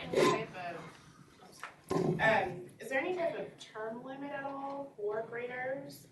And the reason I ask is if you already have a pretty full list of graders and if they haven't traditionally been more diverse, like what is the state bar's goal in maybe inviting some of those people to retire from grading to make space for inviting them to retire. So they don't have term limits currently, unlike, for example, our Edge team. Our Edge team has basically 3-year terms up to 5, so 15 years as an Edge team supervising Edge team person. The graders themselves do not have term limits. However, we do, and each exam, like for example, the July exam, we need more graders because it's a bigger exam, but also July tends to be people go on vacation. We don't have our full pool. They don't apply. So then that's an opportunity to bring new people in. And then, they're also, the graders are evaluated and the apprentices are evaluated. And so, if they're falling down on the job, even our long-term people, sometimes they, whether they get burned out or they just, whatever, they will not be asked to come back or they get counseling or something. So there's not, hard and fast term limits for the graders themselves, but, but there are ways that we can bring in new people for sure. And are the evaluators diverse? The evaluators would be the Edge team. And also, the staff. Is the ed team diverse? Is the ed team diverse? It's pretty diverse. I mean, right now there's only 6 people. So, I mean, we have, right now, mostly more women than men. But we have an Asian American, 2, well, yeah. But, I mean, that's part of what I'm trying to do with the grader pool is to get, to bring in diverse graders that I can provide special opportunities to be able to get them the experience that they need to train, to get them to be in a good position to be on the Edge team. Okay. All right, very good. Any other questions and stuff? Just one. Hi, thank you for being here today. In the FAQ, although it does say who's been appointed to do the investigation for what just happened in July with respect to the release or the inadvertent release, there's no indication on how long the investigation is scheduled to take place and whether or not there's a cadence of public statement releases on the progress of it to just keep everybody informed. Just wondering if you can comment on, is that something of a plan? So the Supreme Court's investigation is going to run its course. I don't know what the progress plan is. That is, they're in control of that information. All I know is that it's scheduled to be completed by the end of, by the time the results are set to be released. And so, we'll be needing to figure out sort of as this goes forward, what information is appropriate to be shared. Thank you. Yes. Just wondering if the state bar tracks data on test takers that are members of the LGBTQIA community and success rates of that particular group, or does the state bar do anything like that? I believe, Carolina, do we have that data? We have the data. In terms of tracking, I don't believe the regular reporting data that's shared with the Use your mic as well, Carolina. My apologies. So we recently rolled out the My State Bar Profile Attorney Census Survey, starting at the beginning of this year, February. So we currently have the data on active, of those active attorneys. So we can potentially do that analysis, but in terms of the practice of the State Bar to report out this data, is usually done by demographics of race, ethnicity, and gender. So it is a question to raise whether moving forward we would want to do that additional analysis. So, and we do report, I think on our bar pass statistics report, with each administration, we report out by race and reported race and ethnicity. But not by LGBT. So that's certainly something that we can look at, because it is a self-reported category. They report the same way that under the same categories that we asked of the attorneys on the attorney census, and so that's something that we can certainly look at for future release of bar exam results. And admissions did update their demographic questions within this year. Yeah. Any other questions of our guest? Well, if not, I want to thank you for coming, Lisa Cummings. Thank you so very much. Please relay them to Donna. All right, yeah. So who are my volunteers? We need volunteers for this group. Now, this is Up to 2 volunteers to help draft rules, guidelines or rules to institutionalize the practices that we want to make sure are followed in the development of questions. So we are ensuring that the questions are not sort of creating scenarios or characters that are unfamiliar to large segments of our population. okay. And did Heather volunteer for anything yet? Did I hear Heather on the phone volunteer? Did I hear her on the phone volunteer for anything yet? One of our new people, we're really trying to pull our new people in. I heard her. Heather, I think so too. Heather, did you say yes? Yet, but I really am interested in the law school retention working group. Okay. If you need me someplace else, I'll be where We have two on that one already, right? But she said she'll go where she's needed. She said she'll go where she's needed. Okay, Genevieve, I'm sorry. Were you the second volunteer, Genevieve? Yes. Okay, so we have Genevieve and Heather. Can we put you on the bar exam group for now? Sure. All right, excellent. Well, thank you so very, very much. So we'll be in touch to set up some time, and we'll be including Lisa in that because she's going to be our font of knowledge. Okay, all right, excellent. Thank you, Heather. All right. Okay, so now what we'll do is to go back to, and thank you, Genevieve, as well. So we'll go back to our law school retention work group, and we'll go to some additional recommendations that perhaps that working group may want to consider. And I think that Connie, I don't know if we ever jailed, if your recommendation ever jailed, but let's go back to that discussion. I think I was done with the suggestion. I don't know if it was something we needed to vote on or something it was just sort of a suggestion to have out there that I thought they could add to their list. That they published. So the working group can add that to its list on how best we might share that information along with, rolling out best practices and the rest of the work of the group. Elizabeth, I'm sorry, your mic on. It's all good. So yeah, I think we can definitely add that to the list of what the working group considers in terms of how to roll out the communications about what the law school retention work group has been doing. Maybe roll it out with the best practices in that communication. We'll refer to the working group and to make recommendations on part of the rollout of as you suggested. Okay. Anything else on the discussion of the law school retention working group report, or any additional items to be discussed on that? All right. Very good. I just want to say I am just so impressed with everything that we are doing, and the energy and everything, and the motivation here. This is a very, very good meeting. So It's getting better. So let's go to the update from the modification of elimination of bias MCLE working group, and that is Donna H. It's back to you. So that is me, Esther, and Connie.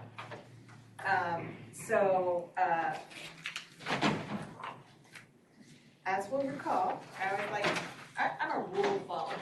So I always like to go back to why we're doing what we're doing. So the objective that was added to the strategic plan was to modify the elimination of bias curriculum contained in the minimum continuing legal education requirements to consider the creation of subtopics and expanding the number of required hours. What we did was take a look at the existing rules about MCLE that apply to the licensees as well as to the providers of MCLE. And we talked about at our last meeting when we broke out into our small groups, we reported back that we talked about the idea of adding a second hour. Right now, you're required to do 1 hour of MCLE out of the 25 hours that you're required to complete every 3 years. So what we had talked about at the time was adding a second hour. The total MCLE would still be 25 hours, so we wouldn't need to change a rule of court or statute on that. The total would be 25. We would add a second hour of MCLE, of elimination of bias-related credit requirements. We had the sort of, there was fortuitously Assembly Bill 242, which is sitting on the governor's desk. Actually, it was just sort of processed through the legislature, just landed on his desk yesterday. So he hasn't had the opportunity to sign it yet. But AB 242 requires, I have the language here. Where did I put that? Well, it's what I incorporated in the rules, so. One second. Here we go.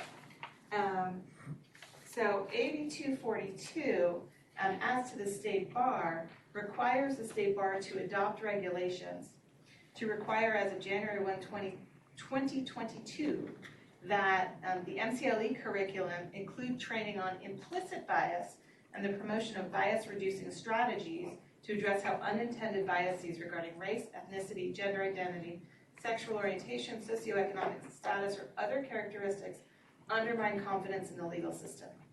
So what we have proposed in the discussion drafts that you have before you is that we add a second hour of MCLE, that at least one of those hours deal with the topics as described in Assembly Bill 242. And then the part that's not in the rules is that we would also, the working group is suggesting that that COAF may want to recommend to the Board of Trustees that in order to make it easier for lawyers to get their 2 hours of MCLE, that as part of the e-learning platform that the State Bar is has developed, that the State Bar produce and provide free of charge 1 hour of MCLE in elimination of bias, sort of either one of these hours, so that we can ensure that it is available for lawyers to take that. That wouldn't make sense to go in the rule itself, but that would be a completely appropriate recommendation for the committee to adopt from the working group, that the bar provide this free of charge. The same way, for those who aren't aware, the bar rolled out an e-learning course on the new rules of professional conduct, and for the first year, that is free of charge. And so certainly, we want people to meet their MCLE requirements, but maybe more importantly in this context, we want them to take the elimination of bias training, right? We want them to take implicit bias training. We want them to have the training, and so in order to encourage that, it would make sense for the committee to recommend that we provide that free of charge. And so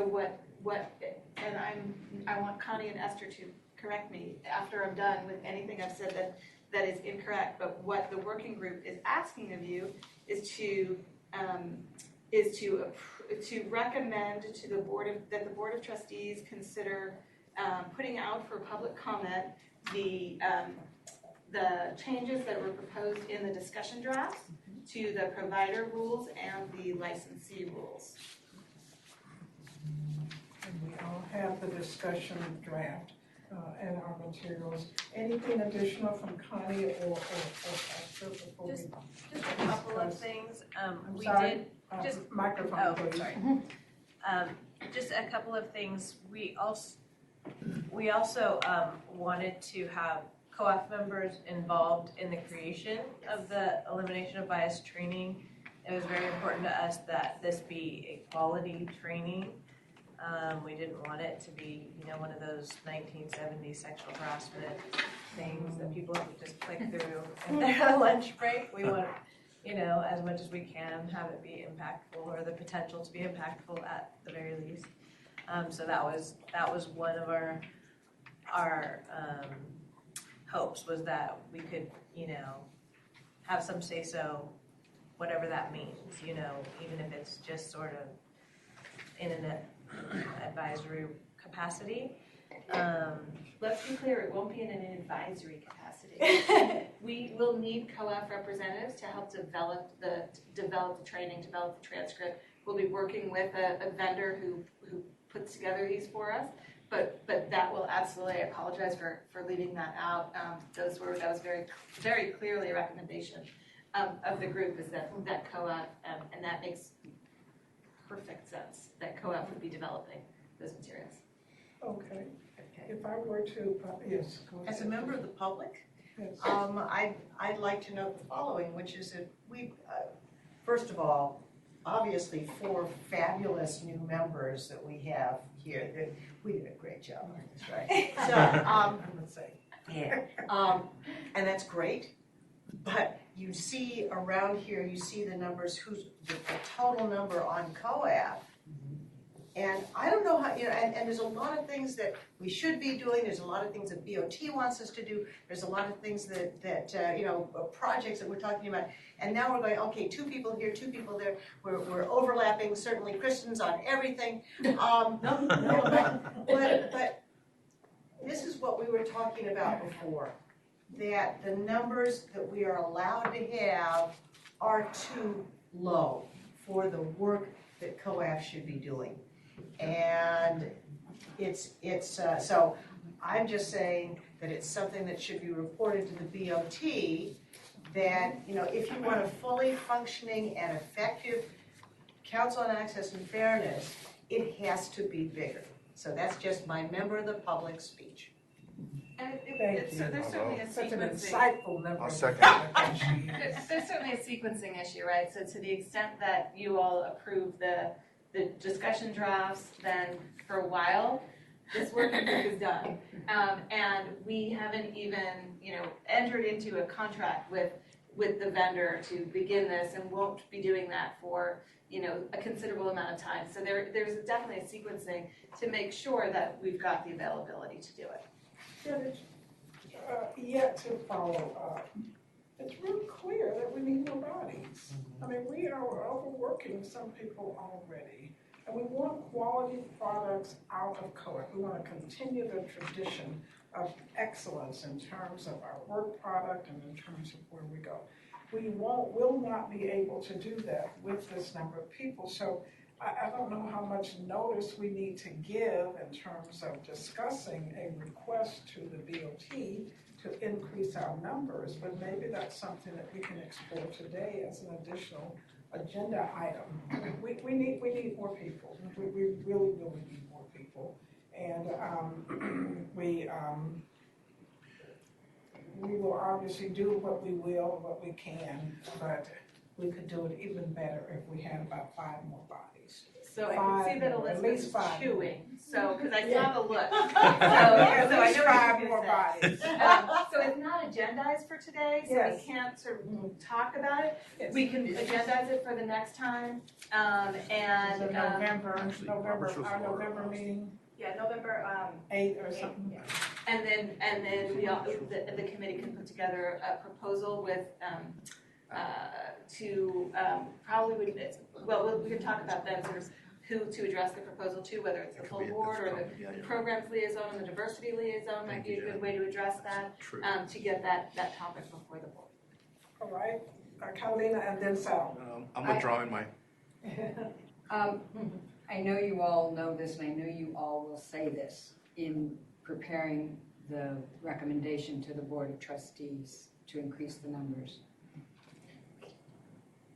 It's by attending the Diversity Summit yesterday and this meeting today and hearing about what's on the governor's desk and seeing all the places that COAF needs to be involved, I think it's very obvious that in putting the number of members of COAF at 10, there wasn't sufficient information available to the Board of Trustees regarding all of the changes in society.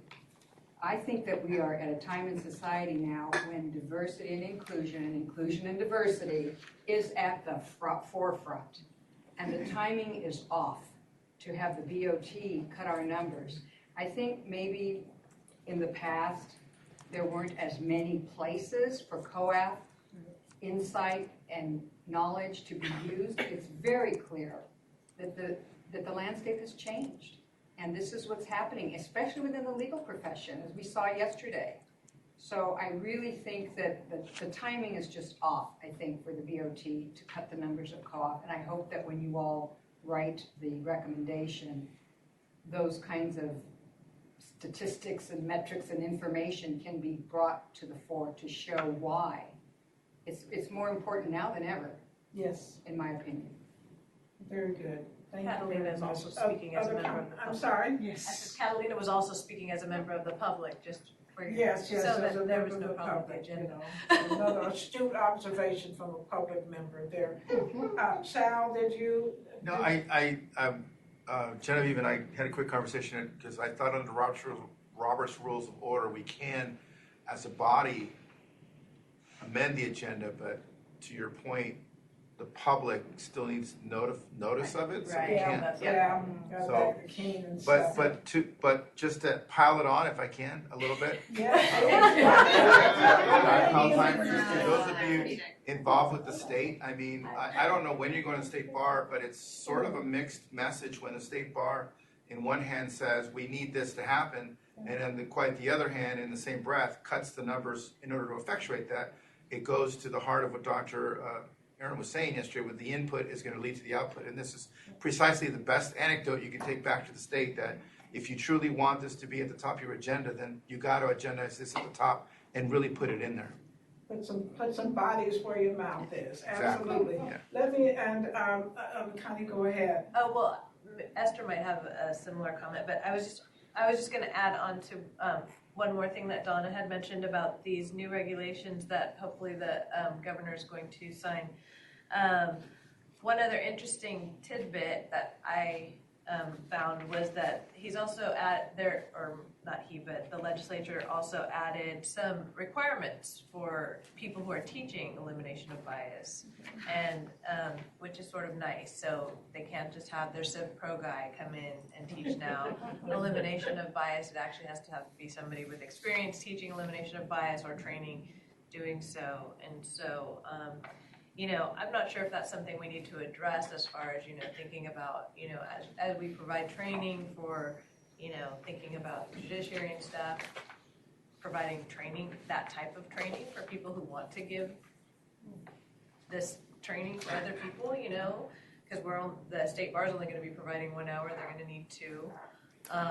And there's these programs popping up all over, that are charging thousands of dollars. Maybe the state bar needs to have a low-cost option for, people who need it, but, or want to teach it and can't get that. Yeah, we'll have limited means. Go ahead, Esther. 2 comments. As to the MCLE, one of the reasons why we wanted to be the providers and for COAF to have really involvement in that is, as we know or may not know, some of the MCLE providers they don't have those strict requirements. So not every single MCLE providers have to, for instance, provide the 1 hour of elimination of bias credits to be approved by the state bar. If they had been providers for many years, they can provide that training, and for all we know, 5 minutes of that hour could be dedicated to elimination of bias. So that's why we think COAF should be involved in the training. The state bar should be able to provide this 1 hour of training free of charge through our e-learning process. And to go to the second point, we're about to release this report on the demographics and some of the data, and we talked a little bit about shaming and about how shaming others into getting individuals to really focus on diversity. We certainly, as the state bar and COAF, we don't want to be on the end of that shaming as well. So I think we really are sending this very mixed message when we're saying we're not doing very well. Here's the report and here's the demographics to support that. And I think one of the most striking things that I saw yesterday at the summit was I think 46% of young attorneys are dissatisfied. What's going on there? We're going to have some serious retention issues, and if we really want to diversify, we want to do all of this, it has to start with the state bar. We certainly don't want to be on the shaming end of that as well. So I think we are sending this mixed message when we're sending a report that says, hey, we're not doing very well, yet here's COAF, do the best that you can with the numbers that you have. So this is all we'll give you, but this is our basically our signature policy, our signature mission in life. For example, things that like planning next year's summit. We need a work group on that in terms of who's going to, so we need bodies to start doing that now, and we should, or in the next couple of months, so that it's not a last minute thing. I assume that the state bar is going to do this every year. If that's the case, we need planning right now, and we need bodies for that. We need to, we want to do the curriculum for the MCLE. We need bodies to do that, and it's not going to be a telephone call or two every now and then. It's going to be some intense work.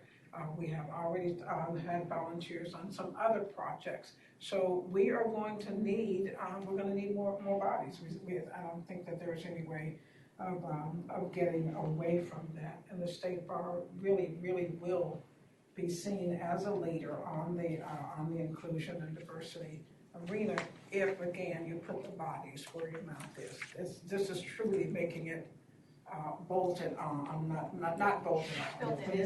Built in. You build it in, and you serve as the model. This is how, if you really want to increase diversity, this is what you do.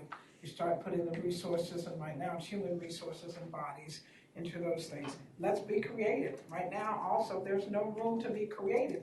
We have these agendas, we have these projects we got to do, so our job is going to be doing those. When do we get to sort of think? When can we serve as a think tank? When can we explore new ideas and new options? We won't have the time to do that, or the bodies to do that. So I agree that certainly we can't really do much with that now, but we can certainly have it as an agenda item for the next meeting. And hopefully maybe we need some members of the Board of Trustees here or something. But I think that in terms of accountability, State Bar is going to have to be held accountable as well in terms of how many resources you're developing to this critical issue. Yes, go ahead, Elizabeth. Oh, there was a comment on the phone. Oh, there's a comment on the phone. Okay, go ahead. Who's on the phone? Who'd like to comment? Who's on the phone? Mark? Heather? Heather? We can't hear you if you are talking. Okay, go ahead.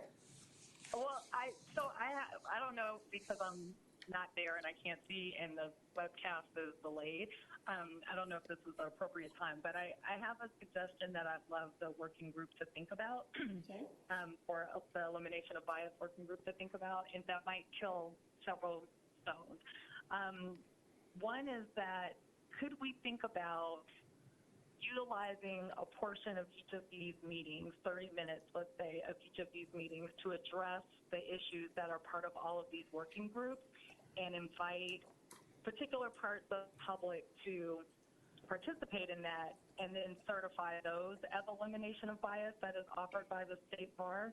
So for instance, we could have a 30-minute session on the bar exam questions and diversity in the bar exam process, and get feedback and interaction of lawyers to come to that meeting to speak about that, and it would be worth their time and effort if they thought that they would get elimination of bias credit. I don't think we should take up an entire hour, but if we did 30 minutes at each of the times that we do the meetings in various locations, I think we get a cross-reference, and that data from those focus groups could help the data working group to not have to wait for survey results to get some information that could be beneficial to our work.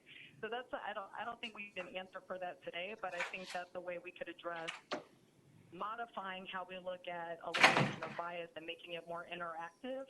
We could, if it's necessary to certify it, we could bring in people who train in unconscious bias to help facilitate those sessions so that we have the educational part of it too, but it's an opportunity to get some focus group feedback and make it worth people's time and give us the data that we need.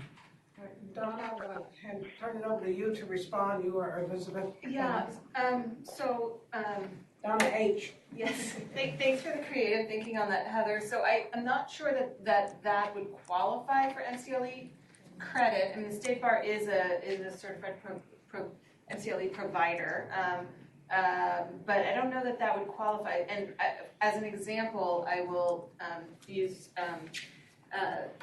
So the attorneys on the group will, over the summer, will recall that they received an invitation to participate in what we were calling a California practice analysis, attorney practice analysis survey. And so you were being surveyed. We wanted to just encourage people to do it. So we thought, can we give MCLE credit to participate in this survey to provide information on what are the knowledge, skills, and abilities that are needed for entry-level attorneys. But we were asking attorneys of whether you're entry-level or not. The conclusion that we came to was that didn't qualify for MCLE credit. And in order to provide the credit, to still provide the incentive, we created a special self-study article. So after people completed the survey, we gave them a link to an MCLE self-study article on the changing face of the legal profession, so they could take that and get one hour of ethics credit for free. And so I don't think sort of what Heather described, sort of that feedback session, is something that would qualify for MCLE credit. And certainly, right, one of the things that we're doing with COAF is stepping back from the role of sort of direct programming. So I wouldn't see COAF sort of frequently sort of being the providers of MCLE, but to the extent that there is, a certain subject matter that we'll be talking about that will have materials that would sort of be able to normally qualify for MCLE, that is something that we can, consider on a case-by-case basis. If our rules do get adopted, if you all recommend moving forward with the rules to the board puts it out for public comment, ultimately they get adopted, we'll need to make sure that in order for us to, as a MCLE provider, to provide this training, that we meet those requirements that Connie was referencing, because we have incorporated them in the rules. What I did notice, by the way, as I was looking at the discussion drafts, and my apologies, the red line has disappeared. So you can't see what's different on these, and so we will repost the version with the red line, so that is what is publicly available, and send that to all of you. But it is not apparent from the face of the document. Yeah, yes. I thought it was just me. Okay. Nope. I didn't want to raise my hand. All right. Not you. Very good. Okay, Alinka. You mentioned that the State Bar would provide at least like 1 hour through these changes. I'm curious how frequently you would update that. So for example, we're on a 3-year cycle to meet our MCLE requirements. Has there been a discussion about how frequently that MCLE will be updated, and whether, if it's the same one, it would qualify for the next round? So they can actually qualify, you can theoretically take the same one sort of over and over, but it certainly would be within the purview of this committee as part of the recommendation. If you were gonna recommend that the State Bar as the working group did, recommend that the State Bar provide 1 hour of that online, you may want to include in that recommendation that we review it every 3 years to update it. That would certainly be appropriate for the committee to recommend. I think that's an excellent recommendation so that we don't run into that same problem with the, 1970s sexual harassment training. Let me, I'm gonna have Donna state the recommendation again, and then I'll entertain it in terms of a motion from someone. And before we do that, I just wanted as well to indicate in terms of additional bodies, one of the things that we are doing too as part of our charge is assisting the Judicial Council in programming and other things that it wishes us to do on judicial diversity. So some of us have already been working on that as well. So we need bodies for that in terms of programs that will be put on. The one that we did a couple months ago with the Judicial Council, although I'm not involved in the one that's being put on at the CJA in October, I am involved in the one that's going to be put on in December for Beyond the Bench. So our members will also be called upon to do those kinds of things. In addition, we are doing the elimination of bias training, and to do that one in October here in San Francisco for the Jenny training. So we need bodies to be around and doing various things. Hint. About 15 members of COAF would really be able to get that job. We're not greedy. We're not greedy. We'll just take 5. We used to have 26. How many members? 24. 25, I think. We used to have 25 members, and I tell you, we were rocking and rolling. We were doing everything out there. But granted, we're working down some. But we still need a lot to do, a lot of members. But let me ask you, I'm going to ask it, Donna, if you would kind of state the recommendation again, and then again, I'll entertain a motion from a 19 to 20 member, and a second from a 19 to 20 member of COAF. So the recommendation from your working group would be to recommend to the Board of Trustees that the proposed rules, which by the way, OGC will take a look at, and our general counsel might tweak them, put them more consistent with rule format.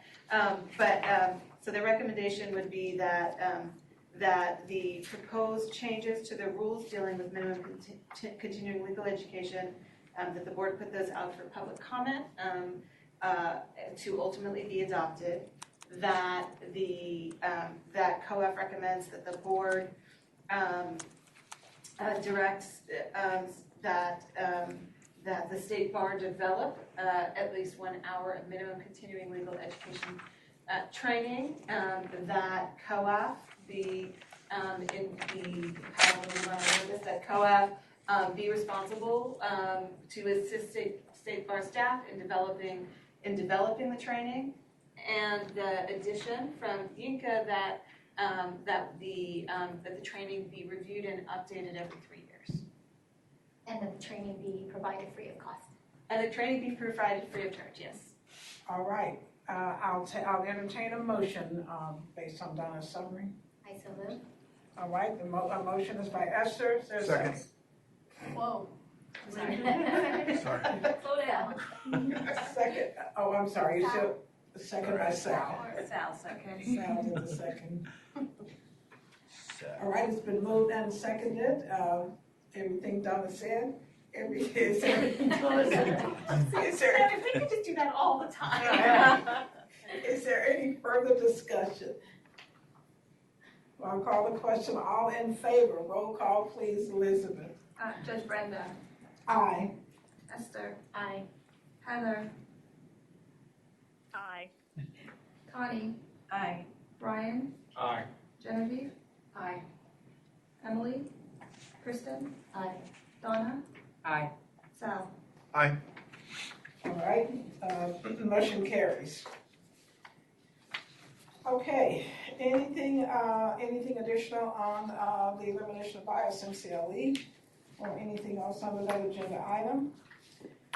If not, our final agenda item is a discussion of the early pipeline proposal for Board of Trustees and approval of next steps. Again, that's Mark and Donna. Mark and Donna S. And I'm sorry I got up on my soapbox too That's early quite all here. right. That asterisk on the PowerPoint slide threw me off a little bit. And I apologize for any spacing and typos and words left off on this. When you use that, track changes on Word, that can happen. And I think that's what was going on here. Mark and I were toggling back and forth. But basically what we've got here are some recommendations that I previewed a little earlier with regard to what we're calling early education, which is mostly focusing on the high school and college level. And what our proposal here does is detail some of the background in how COAF and the State Bar and then COAF have been involved in providing some of that focus in earlier years. For example, publications that we've been involved in, the When You Turn 18, Kids in the Law, Want to Be a Lawyer. So this committee has a long history of being involved in that kind of work. And this proposal comes out of a concern of seeing that drop away from the formal charge to this committee from the State Bar, and sort of where did that go, and this focus on law school and law students. And so Mark and I raised this as an issue, I think, at our May meeting, and we were tasked with coming up with a proposal on this. So our recommendations here, we have let's see, we've got 4 different recommendations that we have here and some explanatory underneath. And so our first recommendation is to support California law's efforts. As I say, there had been somebody on this committee from California law, and what we would like to do is have the State Bar appoint, or have COAF appoint somebody from our committee to liaison with California law. And here again, we're talking about kind of adding work on, and whether we're being spread too thin on this. But still, you know, with the idea in mind that we want to have the bandwidth on this, that we have a specific person that is designated as the liaison to the California Law Organization. And then our second recommendation is to assist with the California Law Partnership Academies, and those academies have advisory councils. We had an interaction with the academies through an essay contest that we had, and we got diminishing returns on that contest, so we ended that I think 2 years ago. So we didn't have it this last school year, but we did the year before. We weren't getting a lot of entries, and we weren't getting super high quality entries in that. So that just didn't seem to be the right way to interact with the law academies. But we think that it's very important to interact with those law academies. That's at the high school level. And at that level, we're catching students that are thinking about becoming lawyers, but more broadly thinking about working in the criminal justice system. The law academies can stretch pretty far at these high schools, and then kind of continuing to do what we were doing with that and interacting with California law on the law academies. Our third recommendation has to do with supplying books to the law academies. Mark had a suggestion, for example, of Michelle Obama's autobiography. What I'm not sure of on this, and I have to say that Mark and I did not have a discussion on this, is where the funds would come from for these books, because our committee itself does not have funds. but this would be a specific way to interact with the law academies. And then finally, in the fourth recommendation, I think that this recommendation ties back in to some of the things that the committees did before COAF. For example, the Women in Law Committee was active in doing presentations to the law schools and women law students. And then we broadened out to doing presentations at colleges. And then we started to bring in work-life balance so that it wasn't just sort of gender focused on those presentations. And I think that the fourth representation brings us back to that, to talk to, especially to college and law students, about work-life balance and to be presenting those panels. What we generally did on the Women in Law Committee was that a person on the committee was a point person for putting a panel together, might moderate it, but got lawyers to serve on the panel. So it wasn't just people from the committee that served on these panels. And again, I think that this is really important work that COAF can do, but it requires more hands on the committee. So I would say that our recommendations are to keep COAF focused on this mission of looking at early education, high school, and college. And I think I already talked about why that would be important and the recommendations here of ways to do it. And here is the sort of the catch-22 that we're in, is that as we look at things that we want to do and maybe activities that we want to continue with, that we can make a very good case for doing, as we shrink the size of the committee, then the logistics of it become more difficult. So I think that this is a pitch for doing this, but also a pitch for increasing the size of the committee. Donna H. Thank you. So I'd just like to provide a little context for the new members in particular. Back in 2018, way back in your time machine there, right? Back in 2018, the State Bar and Board of Trustees engaged in a in-depth governance review, where the board looked at virtually all of its committees and commissions and councils. They were doing this to ensure that the board had proper engagement and oversight with all of the committees, and we'll just say councils. Since we're a council, we'll just say councils. So make sure that the board had appropriate engagement, appropriate oversight, was really sort of setting the direction for the state bar as a whole. As part of that, they reduced the size of virtually every one of the committees, many of them to 7 members. And so with COAF in particular, as the board was sort of looking at the role of COAF and what COAF does, in light of the fact that the State Bar's mission statement that the board adopted in May 2017 and that the legislature added as well to the statutory mission after that, that our mission certainly includes not just regulation and admission, discipline, and regulation, but also includes ensuring access to and inclusion in the legal profession, right? So this was a big thing for us. We were very excited to have inclusion as part of the State Bar mission.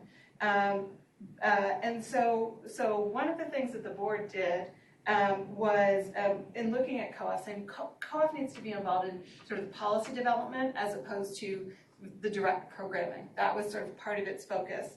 And so the board adopted in January 2019, for what may be the first time, I'm not sure, but in its strategic plan, they adopted 9 concrete objectives.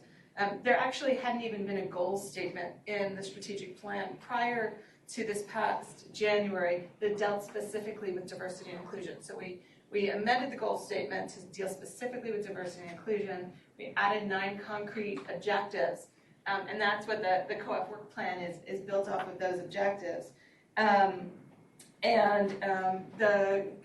was a presentation in November of 2018 and again in January 2019 to the board on the work of COAF. There were recommendations from COAF and others on what the board should be looking at for focusing its efforts in this area going forward. So some of the things that one of the things that came off was pipeline. So with some of this pipeline work. So some at the early end and some at the later end, we modified our role in judicial diversity, and because what we did was, so to be clear, the board understands that the pipeline starts earlier than law school. Absolutely, no question, it starts earlier than law school.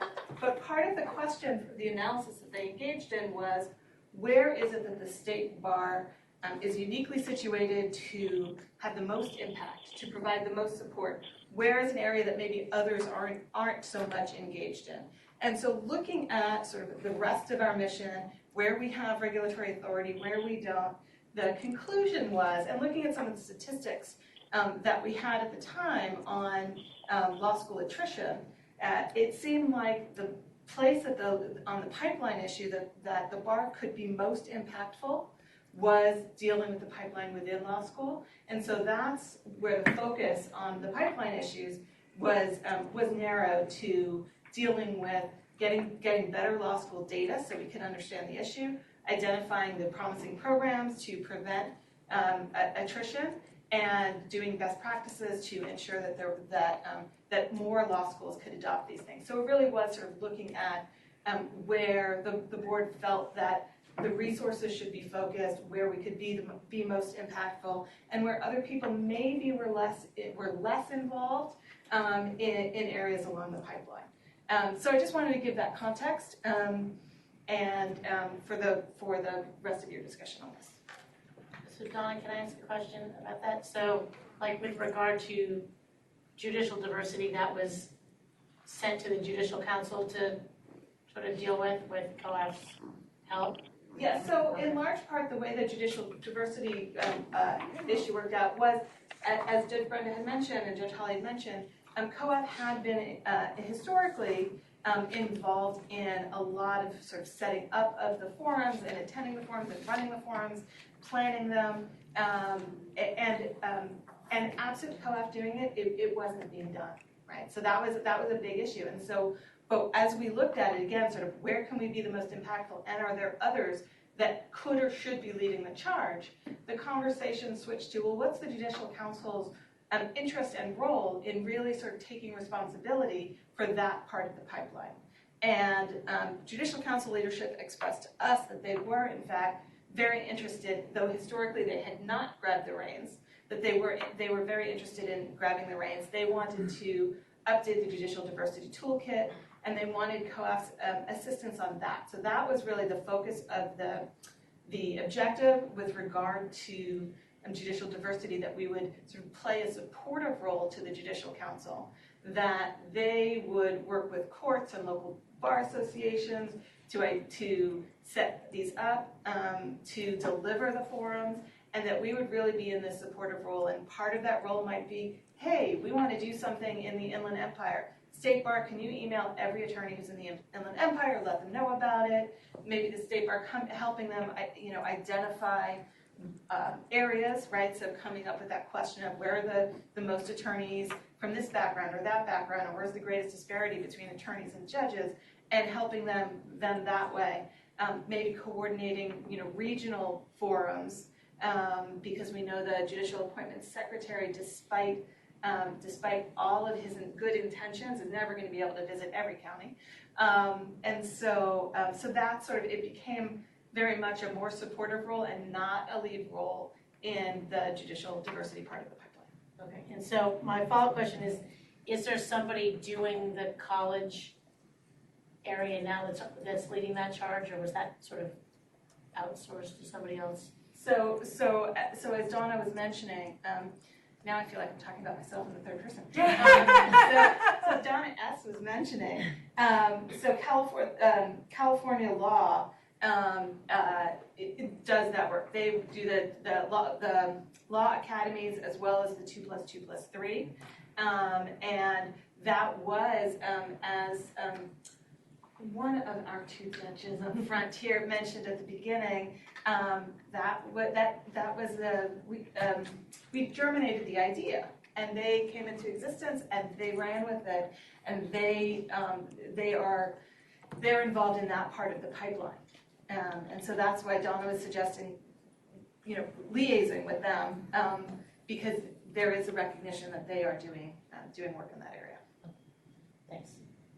And with respect to the legislation in 2018, that sort of really expanded the role of the state bar in inclusion and diversity issues, the need for a larger presence for COAF, those members of COAF who've been involved in this issue from time immemorial, realized that we really did need more bodies in order to do that. It wasn't contemplated, for example, that we'd be involved in developing the curriculum for MCLE when you cut the numbers down to 10.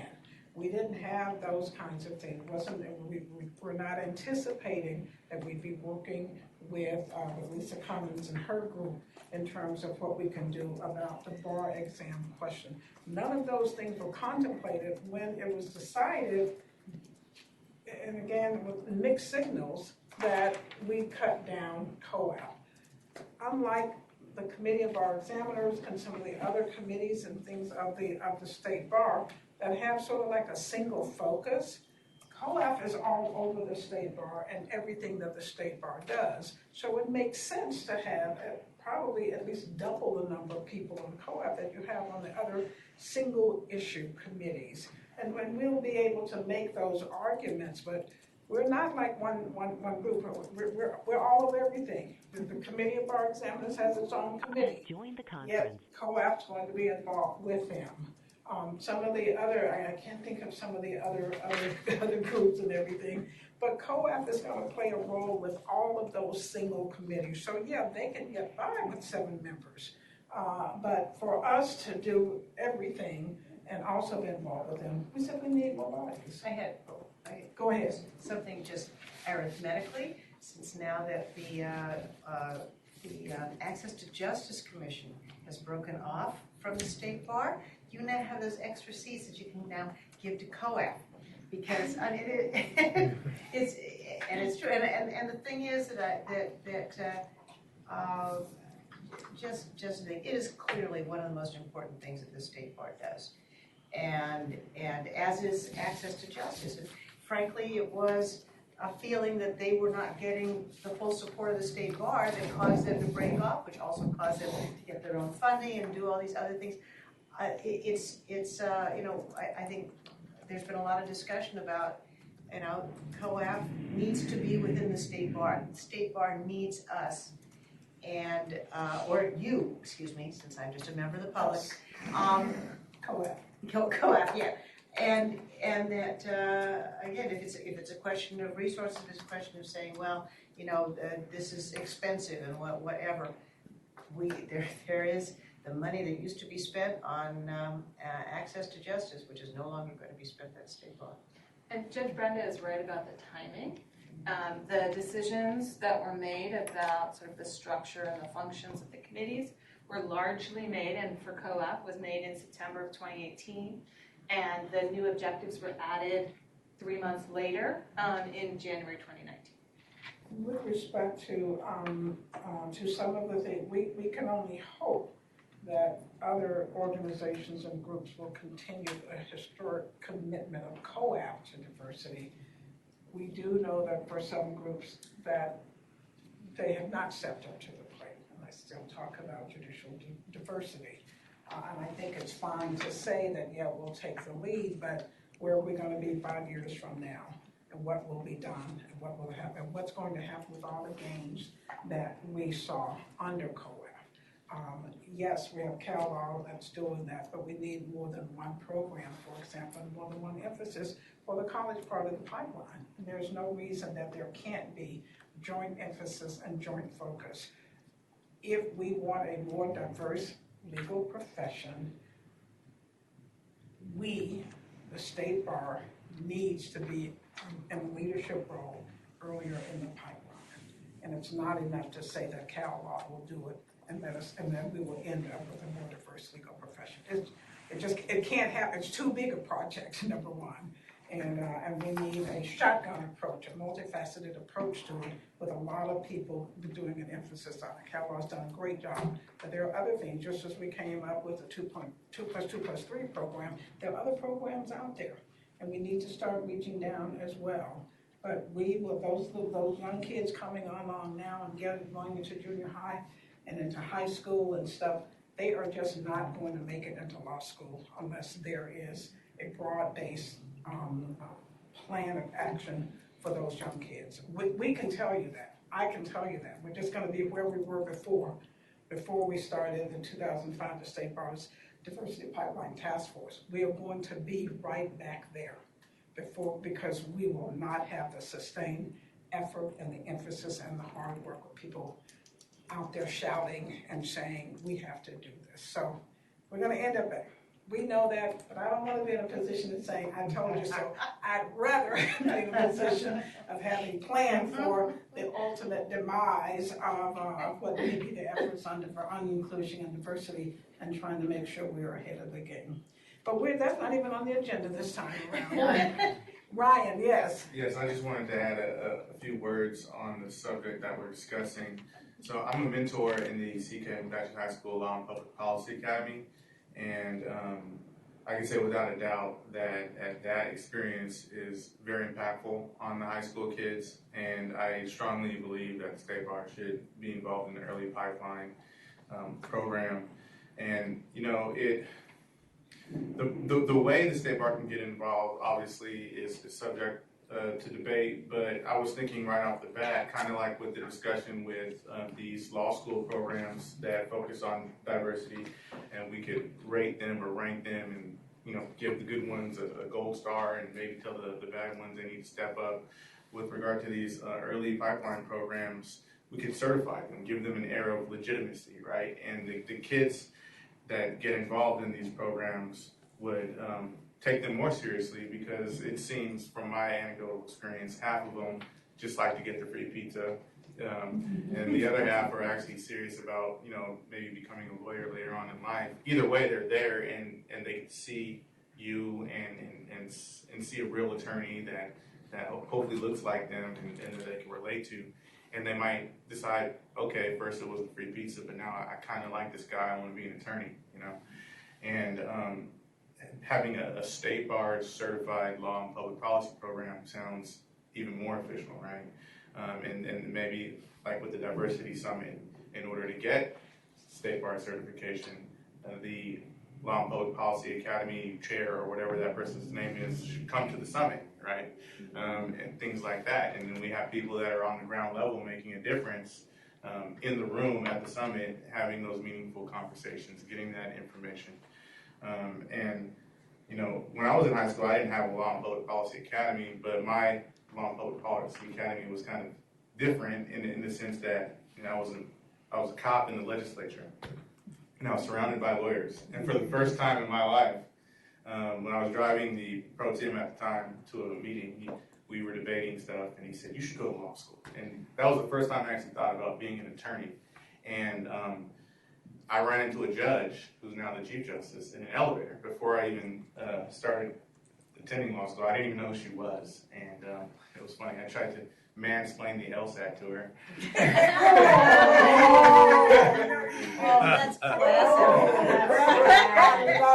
sure she appreciated it. She still didn't tell me who she was. She said, you know, you're going to do good on the LSAT the second time you take it. You're going to get into law school. You're going to be an attorney. She just encouraged me. 2 weeks later, I was at a bar association event, and there she is being honored because she just got appointed to the Supreme Court. I was like, wow, right? all this happened before law school, right? I met attorneys. I was encouraged by attorneys and judges, and now I'm in law school. I'm at Hastings. They have the LEOP program. It's helpful with me getting good grades, but there are other things that went on in law school where I had to rely on those folks that I met before law school, the folks that I met in my academy, my law academy, right? And they were the ones that got me through. They're the ones that created opportunities for me and gave me that much needed encouragement that I needed to get through.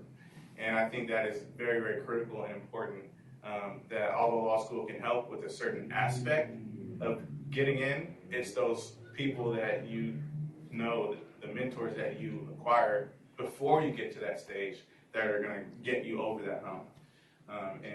We got to be mindful of that. So, thank you. Thank you. Arinka. Thank you. Okay, so I just want to share my story. And I'm kind of emotional about it because I think out of all the areas that this council can help on, pre-law school is the most critical. Maybe I should speak a little later, but okay. It's okay. You can do it. And so the fact that this is even a discussion of whether or not the state bar should be involved with this level, quite honestly baffles me, because I knew I wanted to be a lawyer in middle school. The first opportunity I had to really express that and explore that was in high school. I got accepted to a secondary high school called the Center of Advanced Research and Technology, where I got to live out my dream. Got to do mock trial and moot court. Got to speak with people who are in the profession, who showed me that someone who looked like me, it was possible, it was very feasible, thank you. I got to college in San Diego. I met attorneys from the NAACP chapter there, who further encouraged me, told me I can do it, but beyond just seeing lawyers on TV, I saw actual people who looked like me, and it made it all the more feasible for me.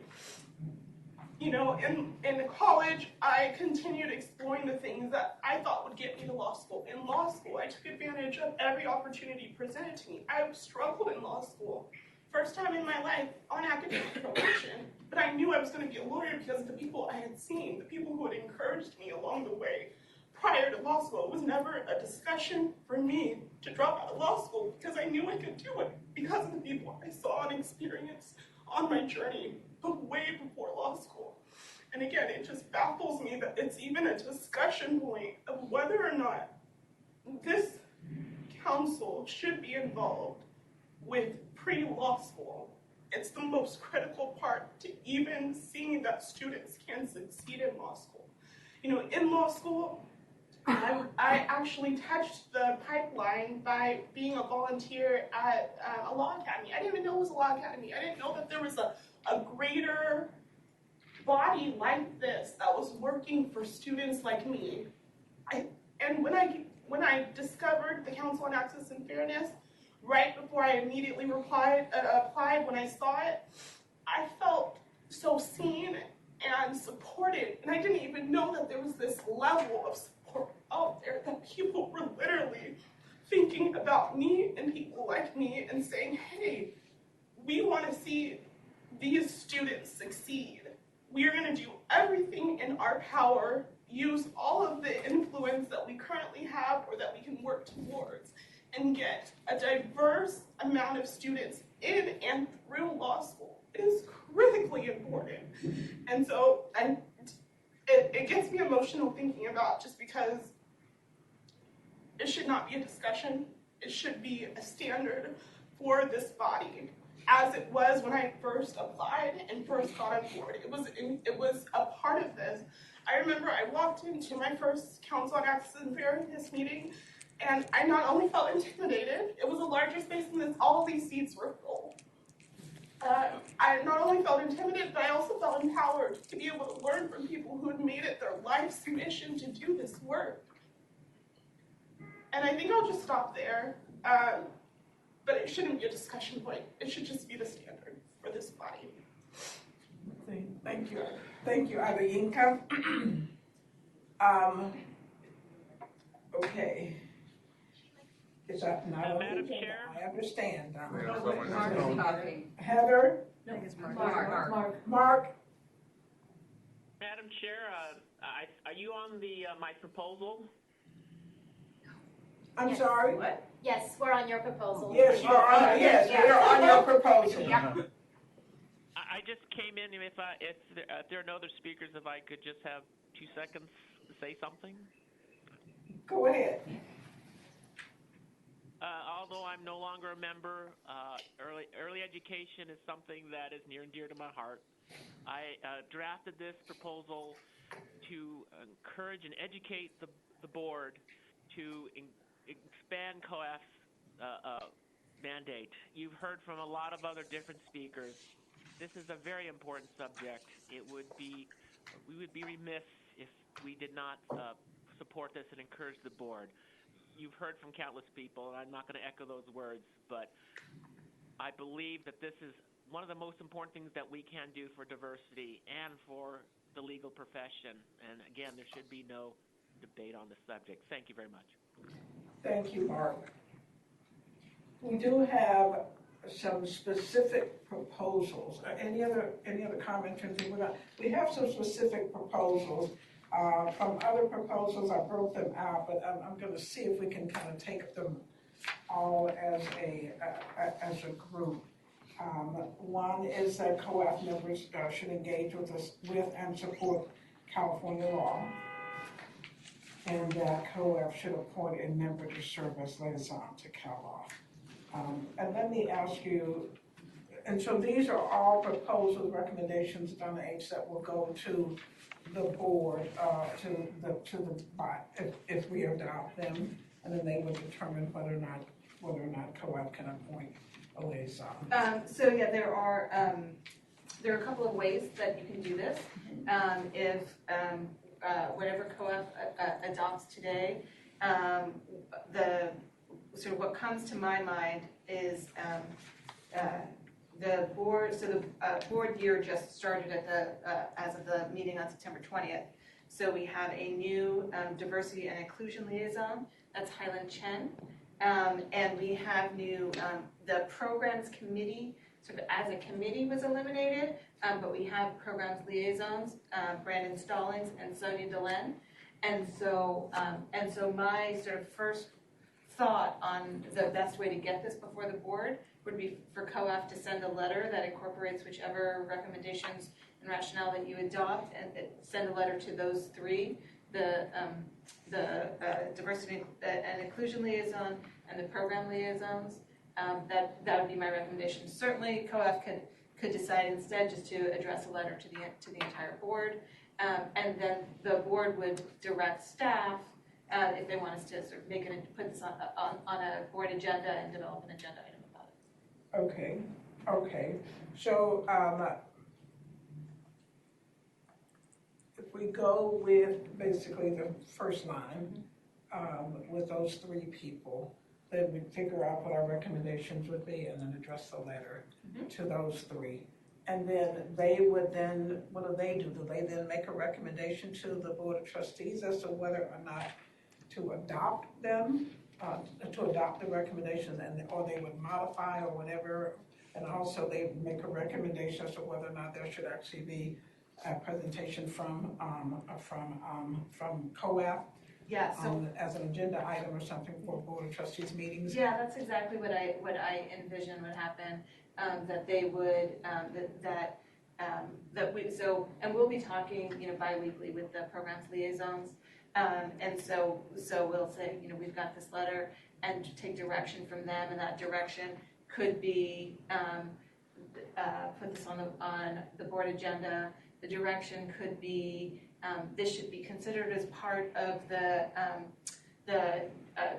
January 2020 when we do our strategic planning for that year, sort of amending the COAF charge at that point, because that sort of would be a natural part of the cycle when the COAF charge could change and objectives could be added with regard to that specific issue. So that's sort of how I would expect it to roll. Okay, and the board will meet, one of the board meetings? The full board meets in November. Hang on, let me pull up my calendar right here. COAF meets on November 8th. Will it be before or after COAF? It is after COAF meets. The full board meets on November 14th. Okay. And then they meet again in late January. And the bonus of going through the programs liaisons and the diversity liaison is the programs liaisons will be having conversations every other week with us. And so if they wanted to suggest that we put something on the November agenda, that could happen sort of before the November, in time for a November meeting. Okay, all right. And then let me ask in terms of just efficiency, should we, why don't we go through these one by one in case we decide not to go with them? All right, I'm thinking aloud here. This is a judge and me being indecisive. I'm gonna see if we can do them just all as a group then, but I will need a motion that we're done with. So the first is that we engage and support Cal Law and appoint a liaison. The second recommendation is that basically COAF supply a pool of mentors to, let's see, it says COAF is a perfect resource for Law Partnership Academies Advisory Council volunteers, and the COAF supply a pool of mentors, assist with financial resources, from law firms to sponsor law academy student attendance at conferences. Has left the conference. Academies at the Capitol, et cetera, et cetera. And what is that recommendation? Judge Brenda, probably what would be, that kind of combines some explanation with the recommendation. Perhaps the recommendation should be COAF serves as a resource for the Law Partnership Academies Advisory Council volunteers, and just leave it at that. Okay. So instead of that COAF serves as a resource for the Law Partnership Academies Advisory Council volunteers. Okay. And then that would be it. And then any details we could put in anything that goes. Yeah. Join the conference. To the board. And then on the third one, Mark, are you still on the line? I am. Maybe you could speak a little bit to the third recommendation about providing books. I was a little sketchy on that. It was an idea raised by some other people. I understand there might be some financial issues. I just wanted to put some options before the board, the council. You could, delay or not go with that for now. I think most importantly, we need to be a resource for the partnership academies, and that would be my recommendation to you all. The third option was just an option that I don't think is as critical. Is that recommendation then being withdrawn for now or something? How are we doing this? Maybe I'll withdraw it as a specific recommendation, Mark. And since we have for number 2, COAF serves as a resource for the Law Partnership Academies Advisory Council volunteers, then it maybe could be subsumed under that if this committee decided to go forward on providing books. I think the financial aspects of that, the logistics on that would be a little bit difficult right now to envision, given that we don't have funds. So 3 is withdrawn as a recommendation. Does that make sense, Mark, that we should maybe withdraw it as a specific recommendation right now? Yes. Okay. Okay. And number 4? And then for number 4, how about that COAF offers presentations to college and law school students of underrepresented groups on work-life balance. But then again, we've got a labor issue, right? It's not even so much that. It was like I was going, on work-life balance, really? I mean, how about just on becoming an attorney? Or okay. Just like Yinka was talking about and Ryan talking about the path to becoming an attorney. Which can also include work-life balance. Right, certainly. but it's really sort of more of a secondary, especially given the number of women, for example, in law schools, which is like 65% or something, really high. But for especially at the college and the high school level this is a possibility. And then we can sort of, again, that can be sketched out later in terms of what it actually means, but to just have that be a goal of COAF, this is something that COAF does, and it doesn't, again, mean that there's going to, the 10 of you guys are gonna be all over doing these things, but that you strategize on how it is that can happen so that we affect people's lives. Can I, let me just see if I understand the phrasing then, how it would be phrased, that COAF offer presentations to, presentations to college and law school students of underrepresented groups on how to become a lawyer? On the path to becoming a lawyer? Okay, on the path to becoming a lawyer. An attorney or a lawyer, yeah. Okay. Okay, so that is how this would be now the new number 3.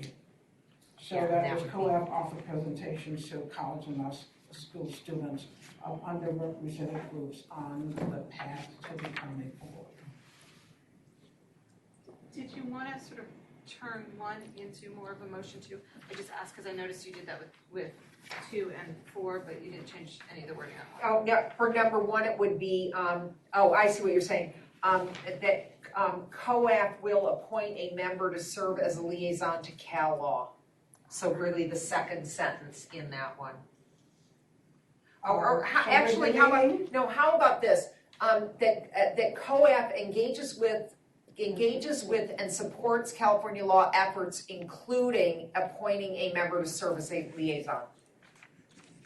Does that sound okay? Yeah. Should, I mean, because I'm thinking just in terms of resolutions and how they work out with the BOT, that it should be more like COAF members shall engage with and support. Yeah, okay. And then COAF will appoint a member to serve. And on 2, I was thinking is that COAF will serve as a resource for, or whatever it is we did. Yeah, will serve as, yeah. For Law Partnership Academies. And then the last one is the way that COAF shall organize presentations too. Yeah. Yeah. Because again, we don't have to have panels where everybody's from COAF, but you organize up here. Just a point of order, should the first recommendation actually be, it's not under recommendations, but the last sentence of the first paragraph? In other words, I'm sorry. the overarching recommendation of amending the mission statement. Oh. I'm sorry. There's a recommendation in the very first paragraph, the last sentence of the Right. first paragraph. Thank you. So that should be our first recommendation. COAF recommends the State Bar Board of Governors to amend COAF's mission statement to include advancement of programs and initiatives at both the high school and college levels. That is actually our first recommendation. I'm missing. Here on the last page. Sarah, Oh, okay. Okay. Okay. And it's not Board of Governors anymore, it has Board of Trustees. Board of Trustees, yeah. Board of Trustees, although I have nostalgia for the term. It's still over on that other door. Okay, all right. Okay, so let's try it again and see if we can get it. So therefore, from the top paragraph is our first recommendation, which is that the State Bar Board of Trustees amend COAF's mission statement to include advancement of programs and initiatives at both the high school and college levels. That's recommendation number 1. Right. Okay. Recommendation number 2, COAF members shall engage with and support California law efforts, including appointing a member to serve as liaison to Cal Law. How about should engage with and support California law efforts, including serving as a member, as a liaison to Cal Law. So COAF members shall engage with and support California law efforts, including serving as liaison to Cal Law. Or would it be serving, because that makes it sound like the entire thing. Right. Including appointment a member, okay. Yeah. Including appointment of a member of the board to serve as liaison. So that would be the COAF among itself selecting someone to serve as a liaison. Okay, so COAF shall Co-op members shall engage with and support California law efforts, including appointment of a co-op member to serve as liaison to Cal law.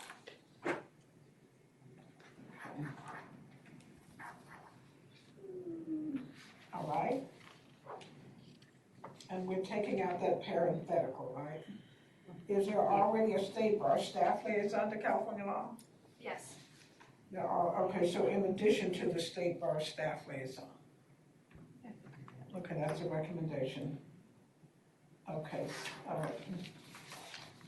And we can take out the parenthetical part of it. Okay, number 3, COAF will serve as a resource for the Law Partnership Academy's Advisory Council volunteers.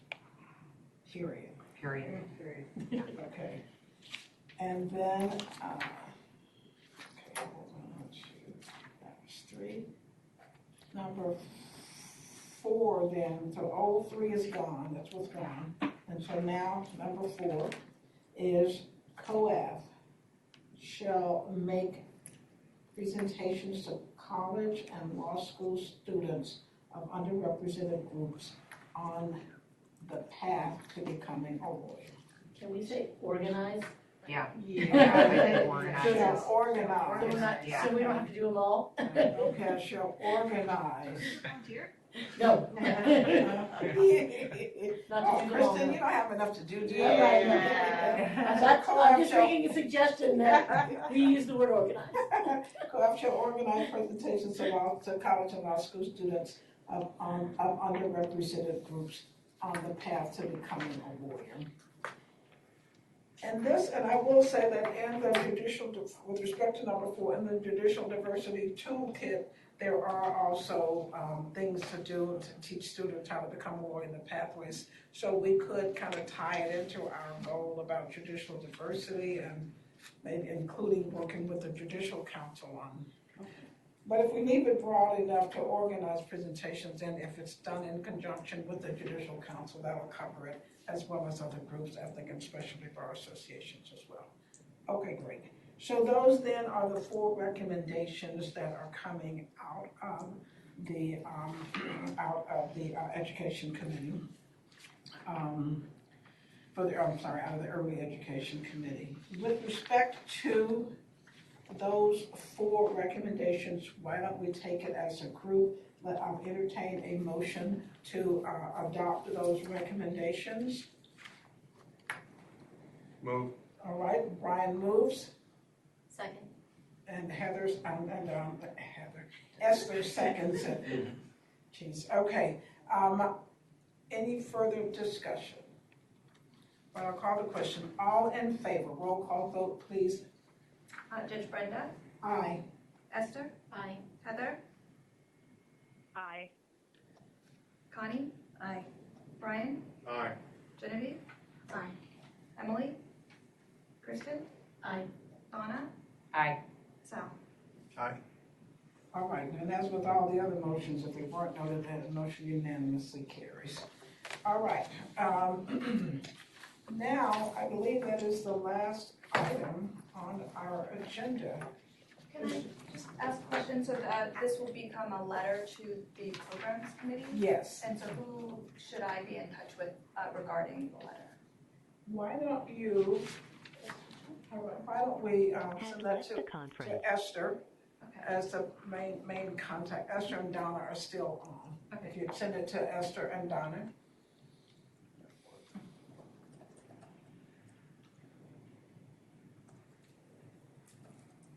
Has left the conference. Okay, send it to all 3 of them, to me as well.